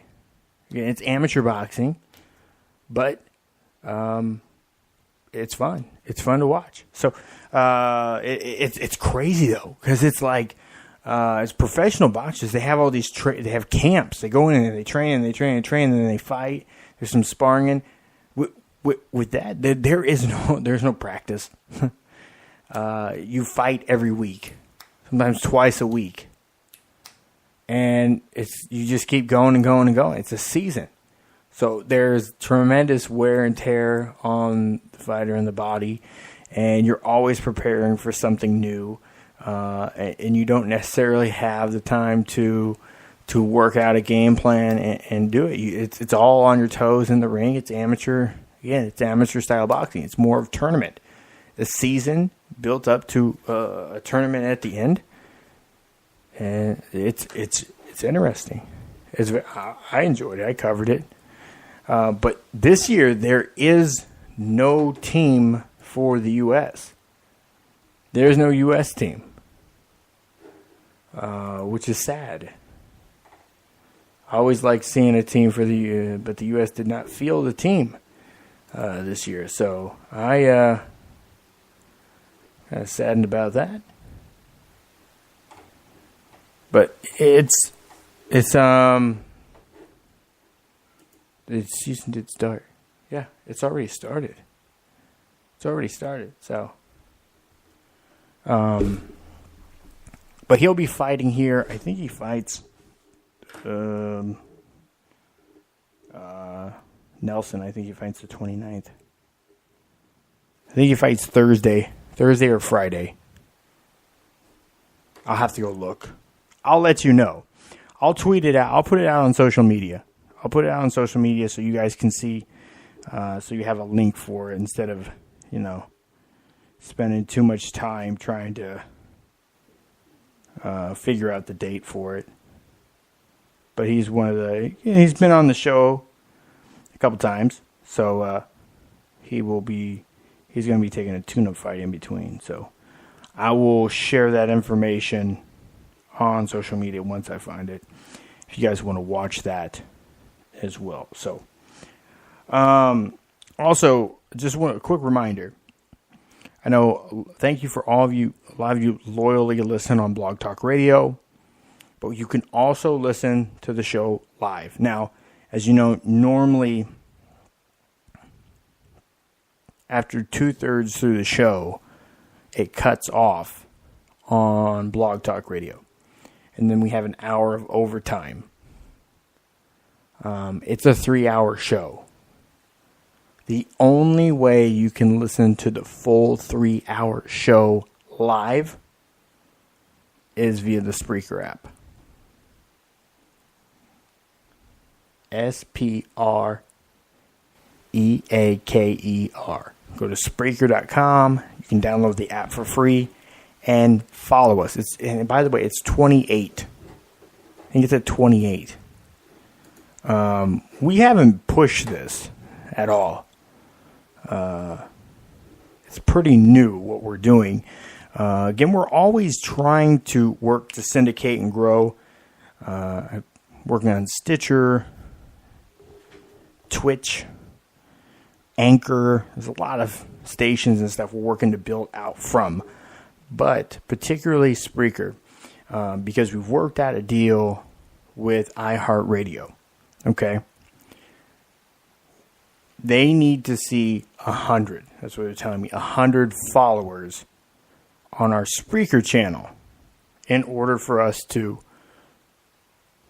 the show to get on iHeart. That's the last thing that we need to do.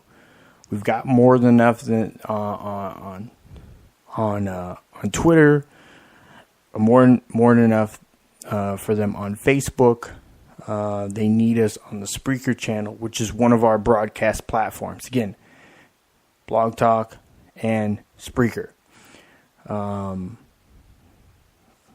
So they want to see 100 followers on Spreaker. So wherever you're listening from, if you're on SoundCloud, I appreciate it on SoundCloud, on iTunes, on Somos, on Facebook, wherever you're listening from, we appreciate your listening. But please take the time, go over to Spreaker, download the app, or go to Spreaker.com and follow us.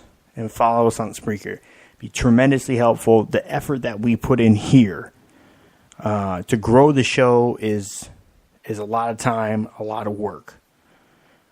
We don't have the same financial backing as a lot of podcasts and shows out there.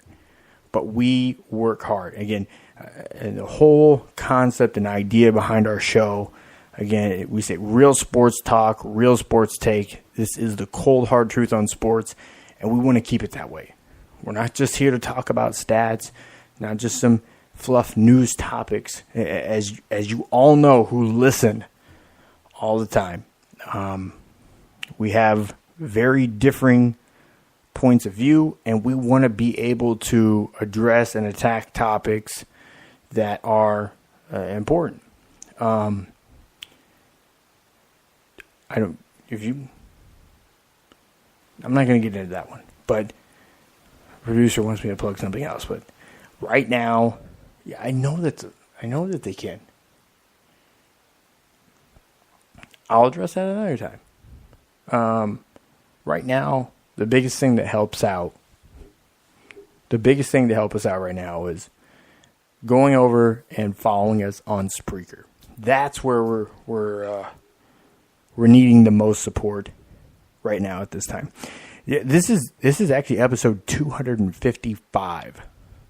Had 255 episodes of this show tonight. I know we've been doing better at keeping count of them.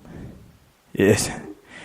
You were supposed to do that. I actually had to go back through every episode of the show and count them all out, download them, archive them on external hard drive. So I was doing the producer work on that. So 255 episodes is quite a few episodes. We're 300. I think we're going to do something big for 300. So we're 45 episodes away from that. 275, is that big enough to do something for? Because it's weekly, so 45 weeks. It would be this year, obviously. It's 52. No, it wouldn't be till next year, actually. It's 52 weeks in a year. Yeah. We might do something for 275, because I think we're only 20 episodes away from that. We didn't do anything for 200 or 250. So maybe we'll do something for 275 and then do something bigger for 300. I don't know. You guys can decide. Let us know. Let us know if there's something, if there's a guest you want to hear. Working on some interviews with some draft prospects that I'll have here in April. Shaquem Griffin, one of them, the standout defensive end, outside linebacker who was a converted safety. He worked on an interview with him, setting that up. He's actually, so just to kind of touch on him a little bit more, I tweeted out earlier today, and again, it's not news to you that listen to the show. Shaquem Griffin. 90 seconds. And again, if you're on Blog Talk here in about 45 seconds, the show will cut off. So if you're listening on Blog Talk, thank you for listening. Go over to Spreaker, download the app, follow us on Spreaker, and listen to the rest of the show there. If you're listening to the podcast version of the show, thank you so much. Please go over to Spreaker and follow us over there. But just to get back on track. 60 seconds. Shaquem Griffin is a tremendous talent. Not just because he ran a 4.36 or 4.38 in the 40 as a defensive end in the combine. Not because all of his measurables and he's really showed up. He showed up at the combine. For most people, he balled out that day. But in his pro day, which is Thursday, also opening day for Major League Baseball, so some of that might end up getting cut out. He's actually, because at the combine, he didn't get a chance to do safety drills. 10 seconds. So he's actually going to be doing safety drills at his pro day. Again, this is, it's kind of odd to me.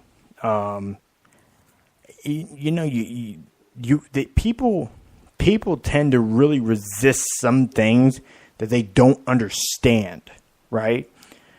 So they look at him, and I know most of it's been around him, a heartfelt story. And again, it is. Everything they say, his brother, the process of amputating his hand and how he's been able to become that outlier with somebody that only has one hand. How tremendous it is. It's tremendous. But that aside,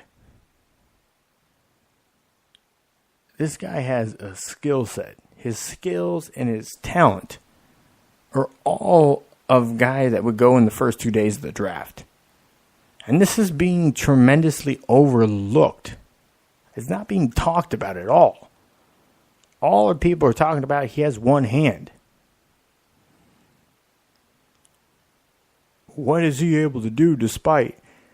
I think the issue is we keep using this word despite having one hand. It doesn't matter. That's the point. What I keep saying is, it doesn't matter he has one hand. That's not what you should be focusing on. Look at his talent. Look at his skills.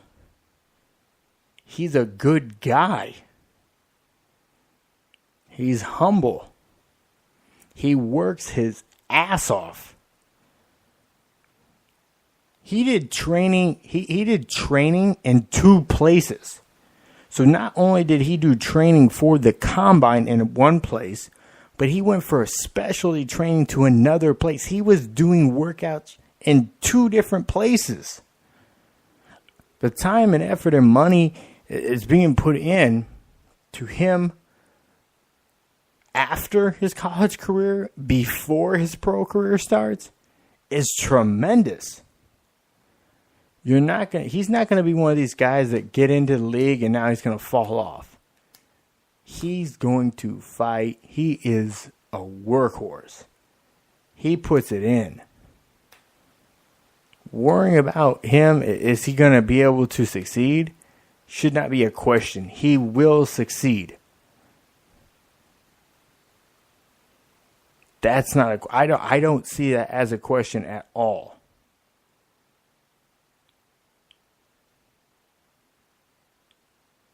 He has more focus on what he wants to achieve than 95% of the people out there. And I don't think that he's someone that will be denied. That's a funny thing. I was listening to an interview from Jason Pierre-Paul. I mean, people question, is his NFL career over? He loses 2 fingers, 2.5 fingers, I was like, are you nuts? What does that change anything? And it did change some things. He had to adapt. He had to do some things different.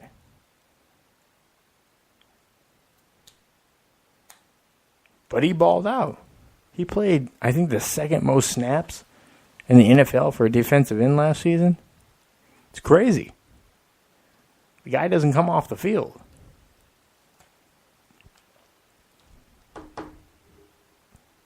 So, it was a good trade for the Bucks. Bring a guy in like that. By the way, just kind of another tangent, kind of along the same line. Noah Spence is going to ball out this year. I'm not going to get more into that. But he's going to ball out this year. Will the Bucks take a Chubb? I don't think they take Nick Chubb. I think he goes before they fall to him. But will they get a pass rusher somewhere? Maybe. I would if I were them. For depth.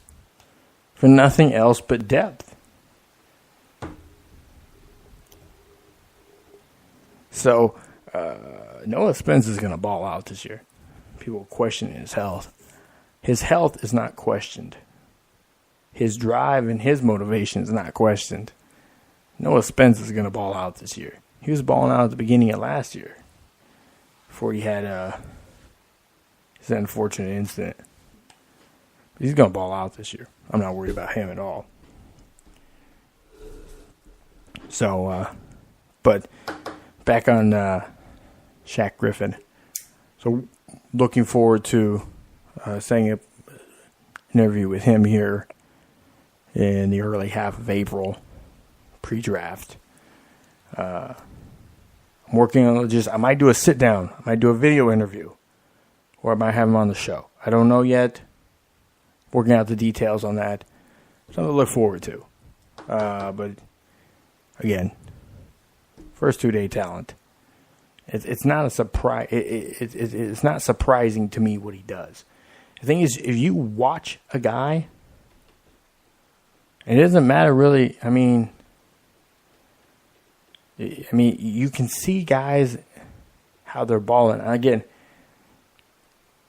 some of the training and technique he's been working on this offseason, I think people are going to see some impact pretty early with him. But there's several guys. I mean, I mentioned Dries Fountain, depends who you are, from Northern Iowa. He's another guy, one of these draft day gems that his stock will go up. A few guys here. Hand me that. Hand me that. Thanks. Grab my folder real quick. So it's not a surprise to me. Bo Thomas is one of those guys. I've been you'll see a little bit more information on Bo Thomas, defensive back from Louisiana Lafayette. Might have an interview with him too. So,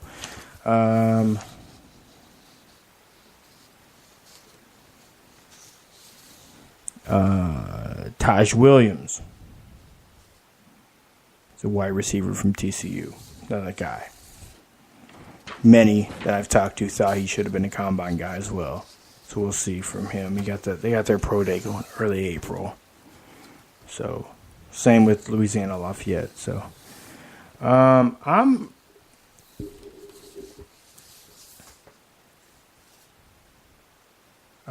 was telling you guys, Katavius Street. He's a defensive end, outside linebacker. Depending on the team, maybe some of them, because he is a pretty big guy. I mean, where do I have him listed at?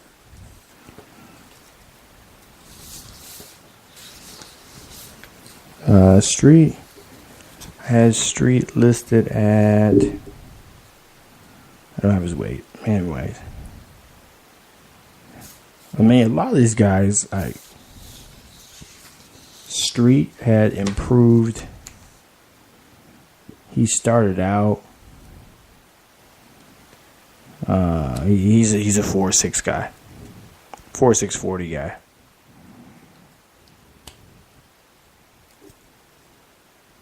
And yeah, he ran a 4.8 with a bum hamstring. And I think some people didn't want him to run really at the combine because of the hamstring, but he did. 2/10. He's 2/10 faster than what he was at the combine. So, I mean, I've seen his vert too. The guy can jump. He's like a muscle. He's like a walking muscle. You know? He's going to be a guy that's going to be a little underappreciated going into the draft. But I'll get more into that as well here in the coming weeks. I'll have some written content on that.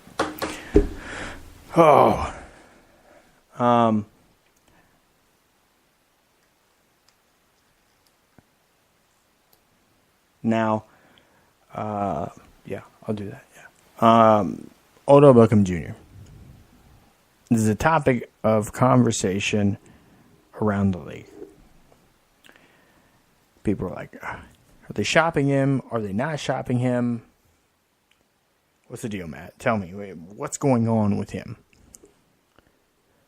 Now, here's the thing. You can shop a guy without the media. You can shop him with the media. He has said, or his people have said, if there's no long-term deal, a big money deal in sight, he will not play this season. The Giants have kind of drawn a line in the sand saying, we're expecting him there in June when we start our activity. I think he's set to make $8.5 million in the final year of the contract. He wants quarterback type money, which means 20, 25, 28, 30 million. That's quarterback money. The reason a lot of people struggle with paying a wide receiver top dollar like a quarterback is kind of the same, similar argument to what we hear in baseball. Why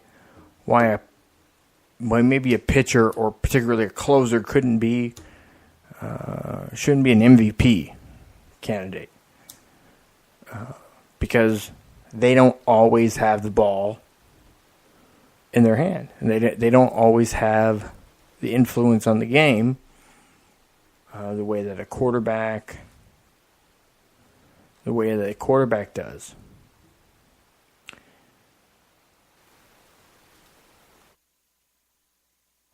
But the thing is,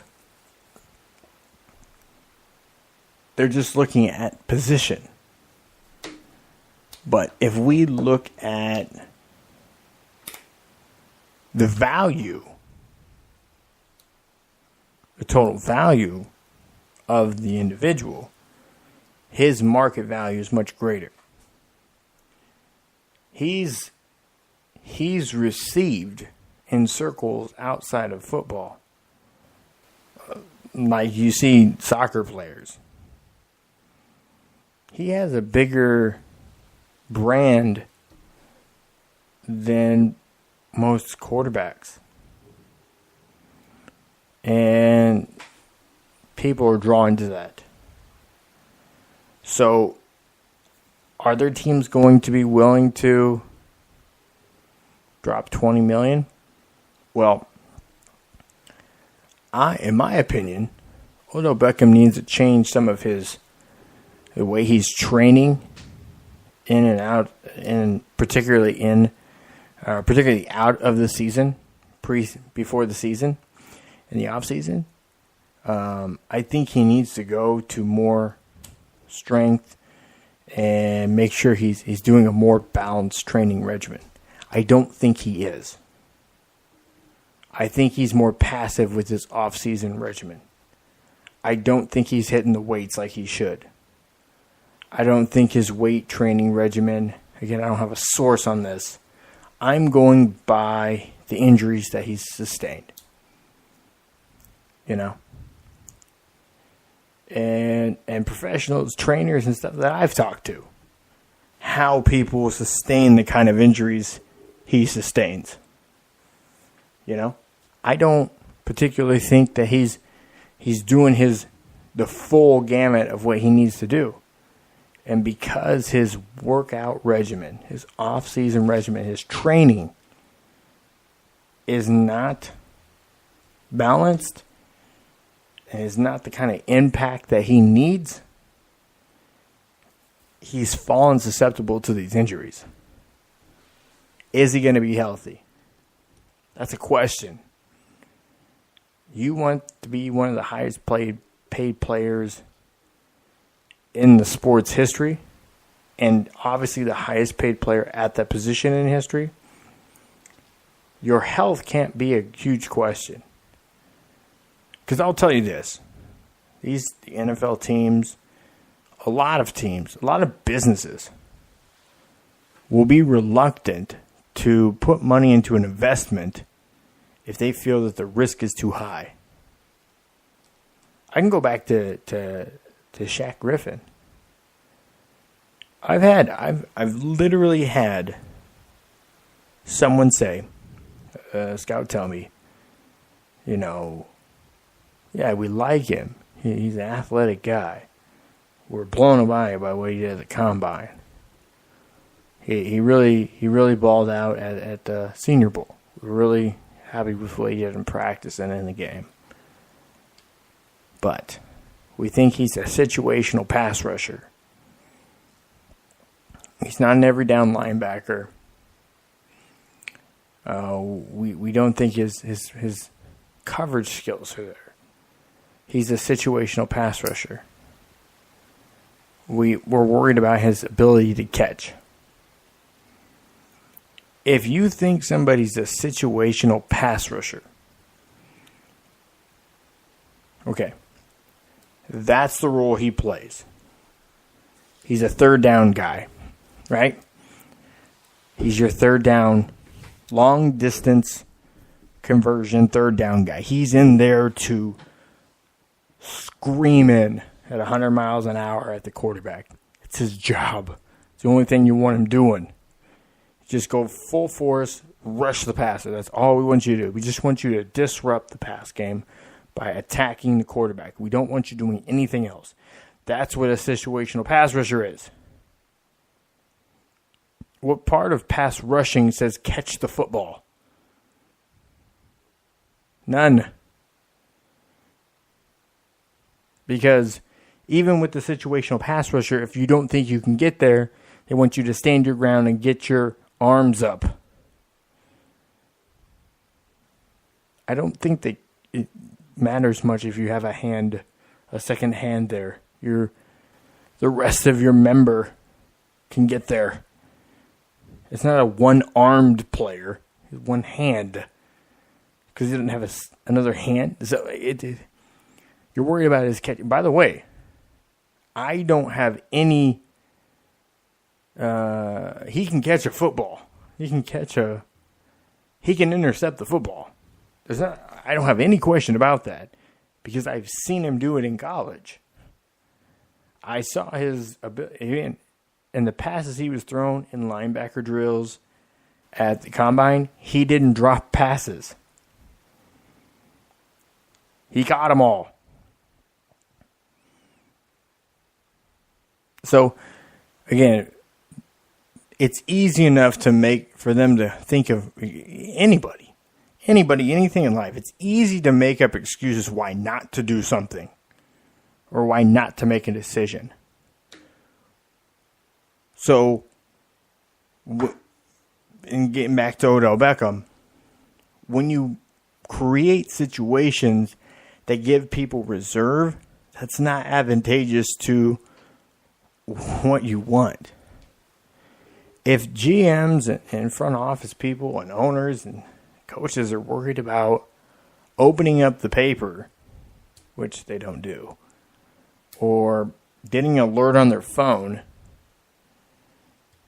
a breaking report or a tweet that says such and such player was doing such and such activity that's not advantageous to the betterment of the team, they don't want that.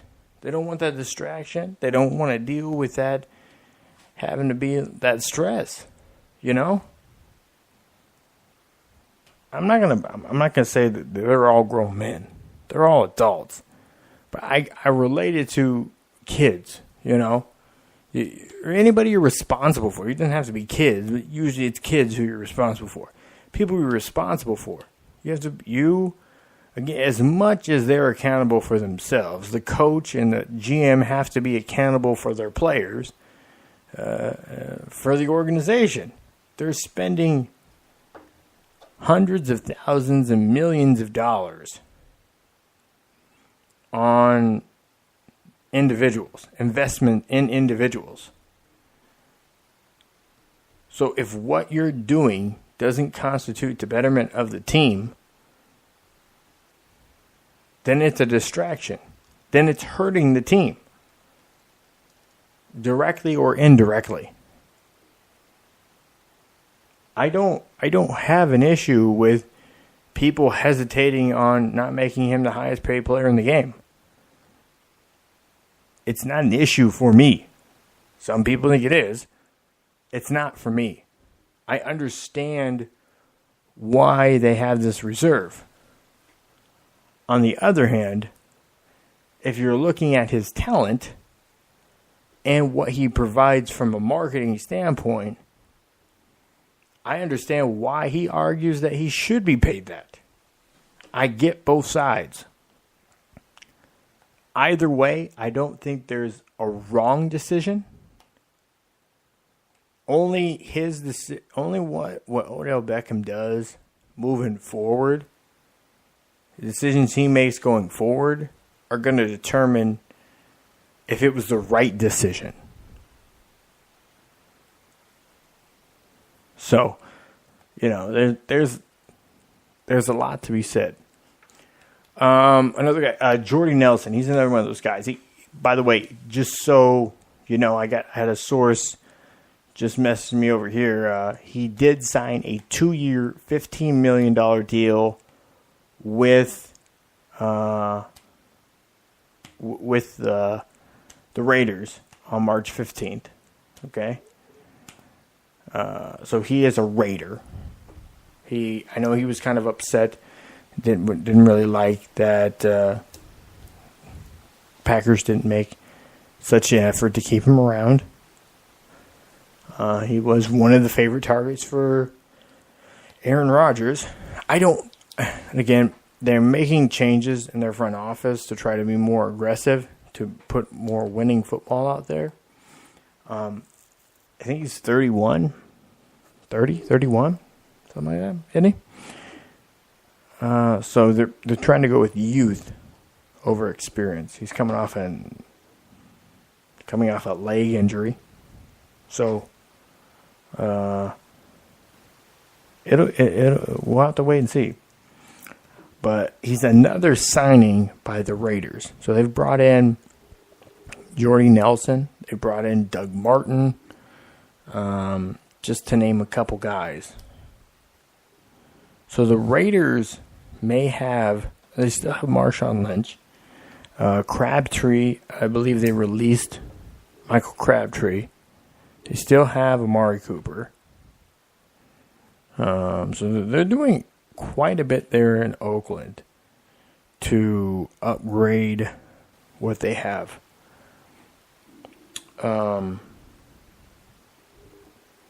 This didn't get put out earlier today. I don't know why. We'll get it out tonight, though. Ndamukong Suh has agreed to a deal with the LA Rams. And I know a lot of people have kind of thought this is a poor move. He's a diva. It's not going to work. I get it.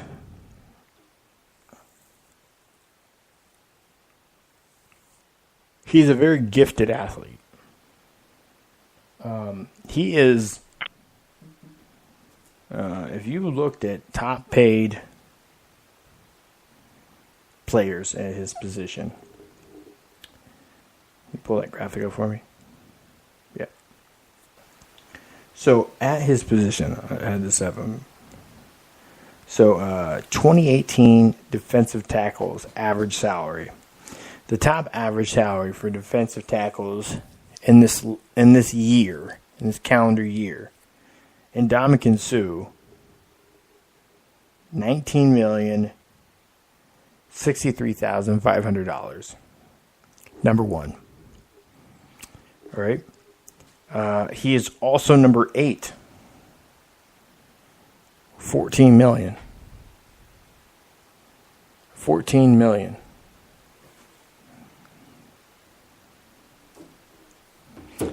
So he's clearly a valuable guy.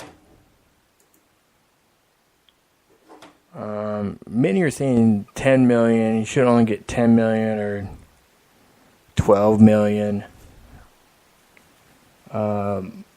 He has a good agent. Clearly, if he got 14, he has a good agent. And by the way, I'm told the Jets offered more.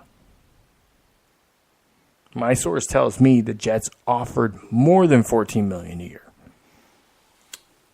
He elected to go back out to the West Coast, played high school in Oregon, played his college ball clearly in Nebraska. He's going back out to the West Coast, going to L.A. Got some more of an option for Brand there, maybe a new fresh start. What does he have to play for? It's a 1-year deal. So if he wants to get back up to the 18, 19, anything above $14 million, or a multi-year deal where he averages $14 million or more, he's going to have to play well. This is more advantageous for him. He's next to Aaron Donald, the most dominant player in the NFL since Aaron Donald's rookie year. If you want to talk about a guy that has put the proof in the pudding, someone hasn't done it more frequently and consistently over the course of a career, a short career as is, than Aaron Donald. And even that being said, Aaron Donald is not even top 8, top 9. Where's he at on there? I don't have the full list. I just had the top 9. He's not even in the top 9 highest paid. Sue's 2 of the top 9 highest paid. He occupies 20% of the top 10 highest paid players, highest ranked salary players at the tackle position in the NFL. He's 20%. That's 2 spots. He made a lot of money. Donated a lot to Nebraska too. Their whole new weight room and everything. That's Sioux money. It's really nice too, by the way. I've been there a few times. It's a really nice facility. You cannot knock Nebraska facilities.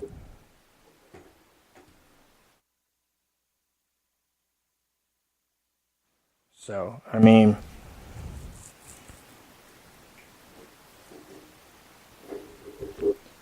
all right. So, no, I don't, I think it's a fair value for him. I think sometimes, here's the thing is, when you are better, when you're an athlete, you're more athletic, when you're stronger, in a lot of ways you're better than just about anybody you're going to come up against. There's going to be times where you feel like you can do more things than others. And usually you can. One of the big issues, I think, and maybe some of the dissatisfaction in the production Sue had in Miami was, he wasn't working within that system. Maybe, I feel like maybe his ability to be artistic kind of went too far outside the lines at times. There's times where he had certain gap responsibility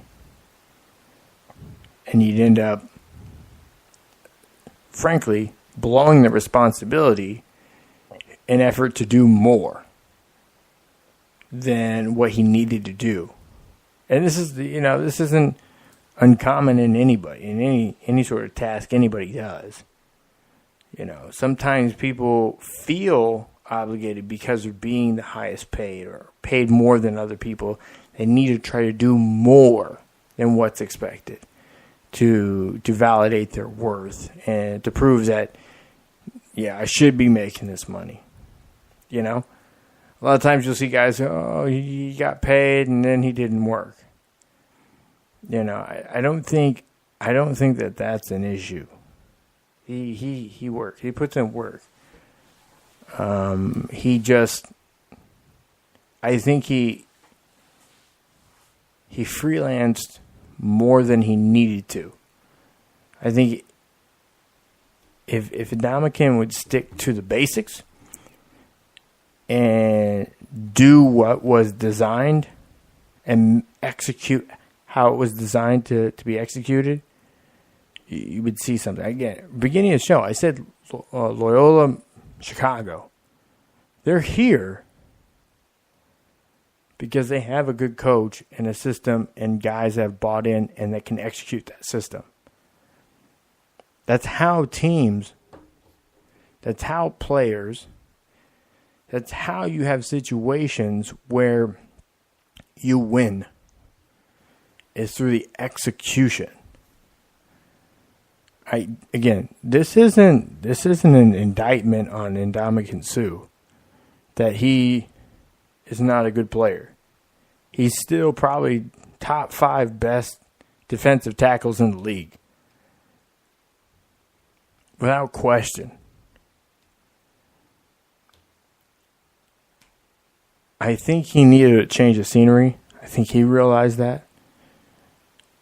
Could he have been effective in New York? Obviously. I think Bowles is really good at bringing the best out of that kind of talent. But I think the Rams are going to be a good direction for him. You know, he's with Rock Nation. Sue is. His agency is Rock Nation. They've done a really good job of getting more money for their players. Not necessarily the best years or the best fit for the player, but they've done a great job of getting more money for their players, for their athletes, who they represent. So, as much as I feel like they've kind of fell short on the boxing side. You know, there's too much lag in between their top 2 or 3 guys and how frequently they fight versus. But in baseball, obviously, Robinson Cano, one of the highest paid players in league history. Ndamukong Suh, highest paid player in that position. I get why this guy signed to them, and they've done a good job at that. Now's the time for Ndamukong to execute and be the beast everybody knows that he is. You know, you to be on the defensive line or offensive, to be on the line, either side, you have to be a beast. You have to be nasty. You have to have some nasty to you. You just don't. You can't get in a fight. 60, 70 times a game, and not have some of that bite. You just can't. It just won't work. Now he's in a situation where he's not going to be double teamed. They can't afford to double team him. If him and Aaron Donald was there, what are you doing? Are you going to let the defensive ends? You taking them one-on-one? Kind of have to now. What if they go in a 5-2? Which could very much be what they run. How do you stop that pressure? Bring in an extra tight end? Have to leave the running back in for protection? That gives that frees up your safety. That frees up for you to play more zone. Your linebacker can play more zone. You can spy your quarterback. Again, a guy that's he's not a freakish, guys that, such freakish athletes. Not a lot of them left in the league. I'm seeing people on the messenger here. I'll address that stuff here momentarily. Yeah. So I wish him the best, and I think this could be this kind of has to be it. He has to really show up. I need an all-pro. Teams are looking for an all-pro season. When it comes down to it, can you perform? That's what they want to know. Is he worthy of a roster spot? Nobody questions that at all. He is, without a doubt. But is he worthy of that kind of money? There's not a lot of people that can pay that kind of money because they have quarterbacks that have to be paid, or there's other skill guys that have to be paid. The Rams are in a unique situation where they can do that because Goff is, so early in the third year of his contract, of his rookie deal. They still have a year or two before they really have to consider that. So, Michael Bennett. I said Marcellus Bennett. No, it's Michael Bennett. By the way, just correction earlier in the show. Michael Bennett is the one that is being charged with felony charges, actually, from 14 months ago at Super Bowl in Houston. We'll have more on that throughout the week. His brother actually says he's not sure he wants to retire. Excuse me, it's late. It is late. So we are coming towards the end of the show, but Martellus Bennett, says he'd like to play another year. He didn't end that last year like he had wanted to. So he said he wanted to keep going from what I'm told. Michael Bennett, we'll see how this goes. There's a lot of layers to this. What's going to happen? Obviously there's why 14 months?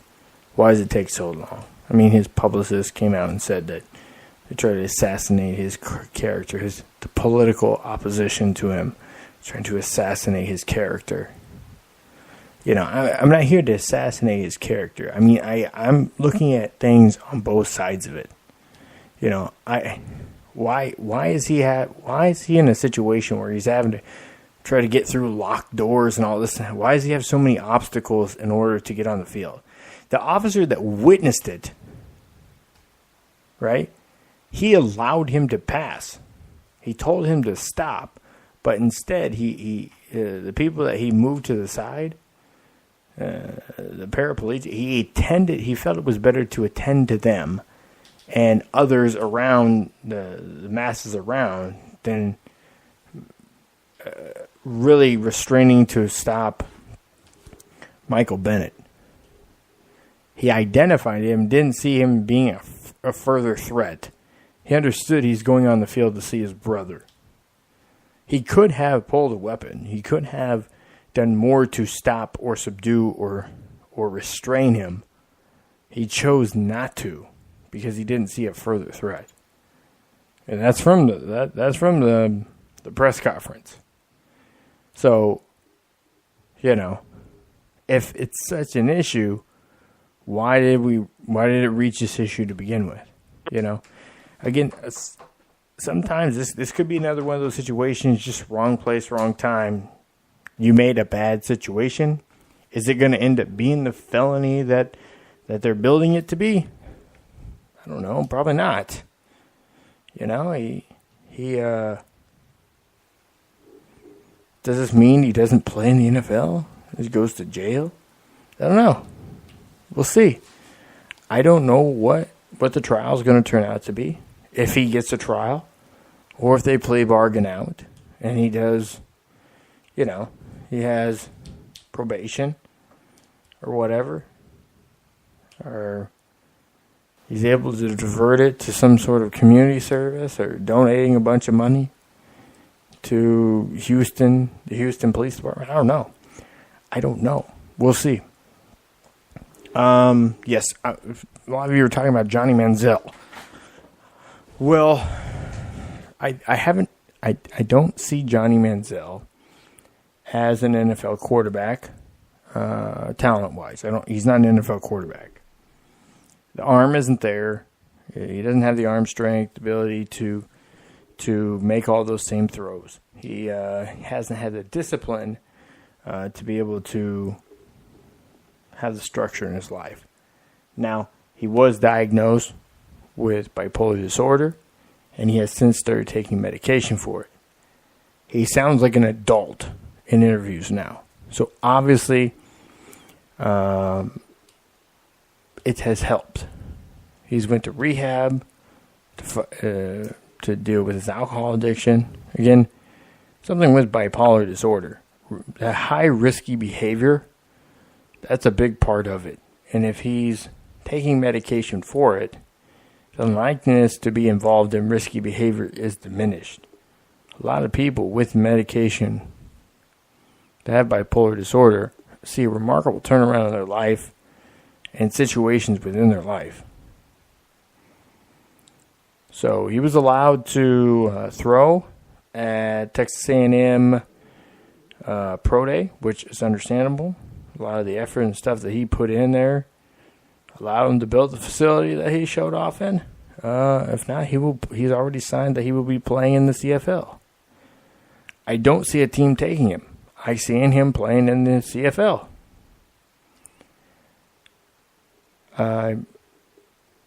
Maybe he has a 2 or 3 year career there. Maybe he circles back around. They're going to want to see significant time and effort and tape on how he is, and they want to see time. He probably plays up there for a couple years.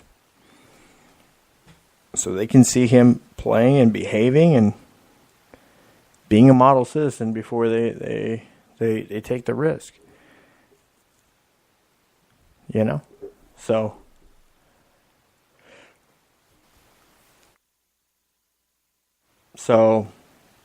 we'll see on that case. Colin Kaepernick.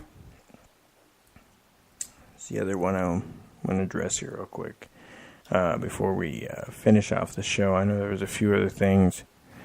I'm going to hit on this, and then I'm going to hit boxing, and then that'll cap off the show. Because I wanted to get back on, we're going to hear. Do we have time to do that? Can we do that next week? Or James is going to cover it on Sunday? Anyways, might save boxing. But Colin Kaepernick. John Gruden has said he's surprised he's not on the NFL roster. Does that mean he brings him in as a backup quarterback? Not necessarily, but he might. Oakland is kind of one of those cities and those teams. You know, they'll do it.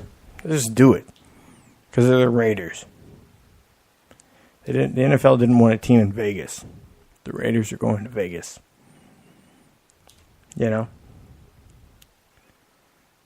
The NFL doesn't want fans to be unruly. The black hole in Oakland.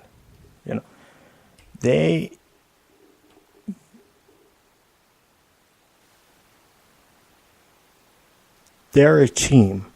They're a team that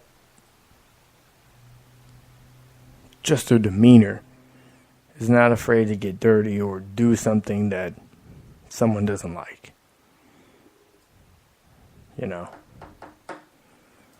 Their ownership has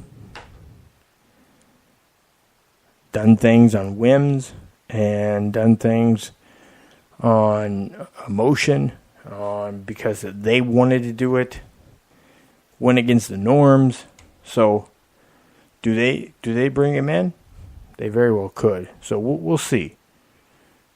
We'll see where and what happens there.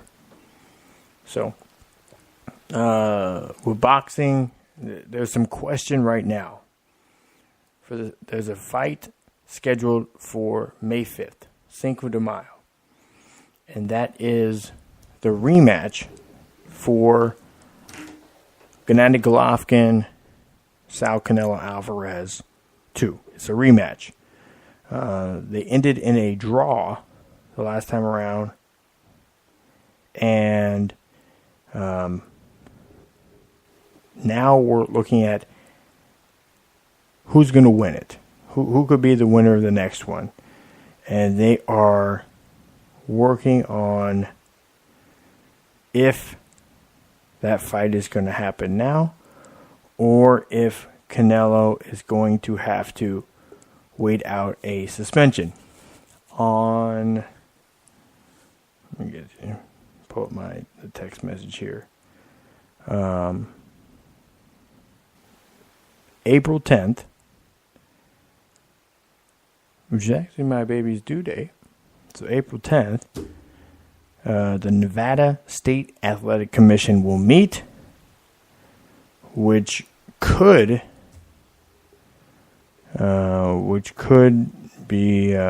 call him to a hearing related to an investigation in 2 positive tests that he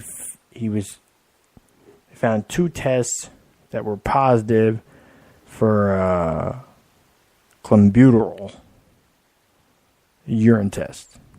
So, clen, also known as clen, it's harder to find through the urine than through the blood. It's easiest to get through the hair samples, but they found it through the urine. 2 of them were positive for it. He's saying it was tainted beef. Now, I reported this a few weeks ago, but now again, the fight is still on. Right? The fight's still on as of now. But if he has to serve a suspension, that does much to... Again, he's already voluntarily entered into the program. And this hasn't been something that was an issue in the past. At least as far as everyone's aware of. This may or may not delay the fight. And if so, if the suspension is so great, what happens? Does that mean Gennady Golovkin now, well, again, I don't see him really fighting anybody other than Billy Joe Saunders. Billy Joe Saunders has the WBO belt. Right? Is it WBO? Yeah. He has a belt. That's the only belt that he doesn't have. Right? So, again, it's interesting to look at this. But in order for it to be a trilogy, Canelo has to win the next one. And if Canelo wins it, having been caught with positive tests, there's even more to set up a second fight. Because they'll argue, people will say, oh, he had to enhance her. He was dirty. That's the only way that he could win. That's what the argument is. He can only do it if he was dirty. If he was straight, if he was clean, he wouldn't have beat him. That sets up a third fight. Again, also would be Triple G's only loss. All the more reason to set up a second fight. If Triple G beats him second time around, the money and anticipation for the third fight, unless it's a very close fight, it seems one-sided that Canelo won, but they give it to Golovkin. That's really the only upside there of the third fight. But Canelo has to win fight 2 in order for the big money to be on the third fight. So, I had Canelo winning the first fight by points. We'll see what the fate is for this second fight. So, but that's all I have here for tonight here on the Cold Hard Truth on Sports. Thank you all for listening in on Blog Talk Radio, over on Spreaker. If you're wherever you're listening, if it's on SoundCloud, Somos, iTunes, wherever you're at on the website, go over to Spreaker.com and follow us over there. Just type in Matt Long Sports over there, I think is where we have it set up under. If not, we have links on social media that you can click on to go over there and follow. It helps us out tremendously to get us on iHeartRadio. That's the only last thing they want us to do, to be able to broadcast on iHeartRadio. And we've been doing a lot of work to make sure we get on there, and that's what they want to see. So, trying to get that taken care of. So, help us out. We need to get to 100 followers as soon as possible. Just head on over to Spreaker.com, download the app, and follow us over there. You can listen to the full version, full 3 hours of the show every Tuesday from 8:30 to 11:30 on Spreaker. You can listen to the first 2 hours on Blog Talk Radio. You can listen to the full podcasted version of the show on SoundCloud, Blog Talk, Spreaker. The website, you can go over to thechtonsports.com. Click on the listen link in the left-hand side or in the drop-down menu, and you'll listen to all these shows here on the Go Long Media Network channel on Blog Talk. So it's all available there. We try to make it easy for you to find us. Follow the show on social media at the CHT on Sports, and you can follow me at Matt Long Sports. That's all I got for this week. I'm out.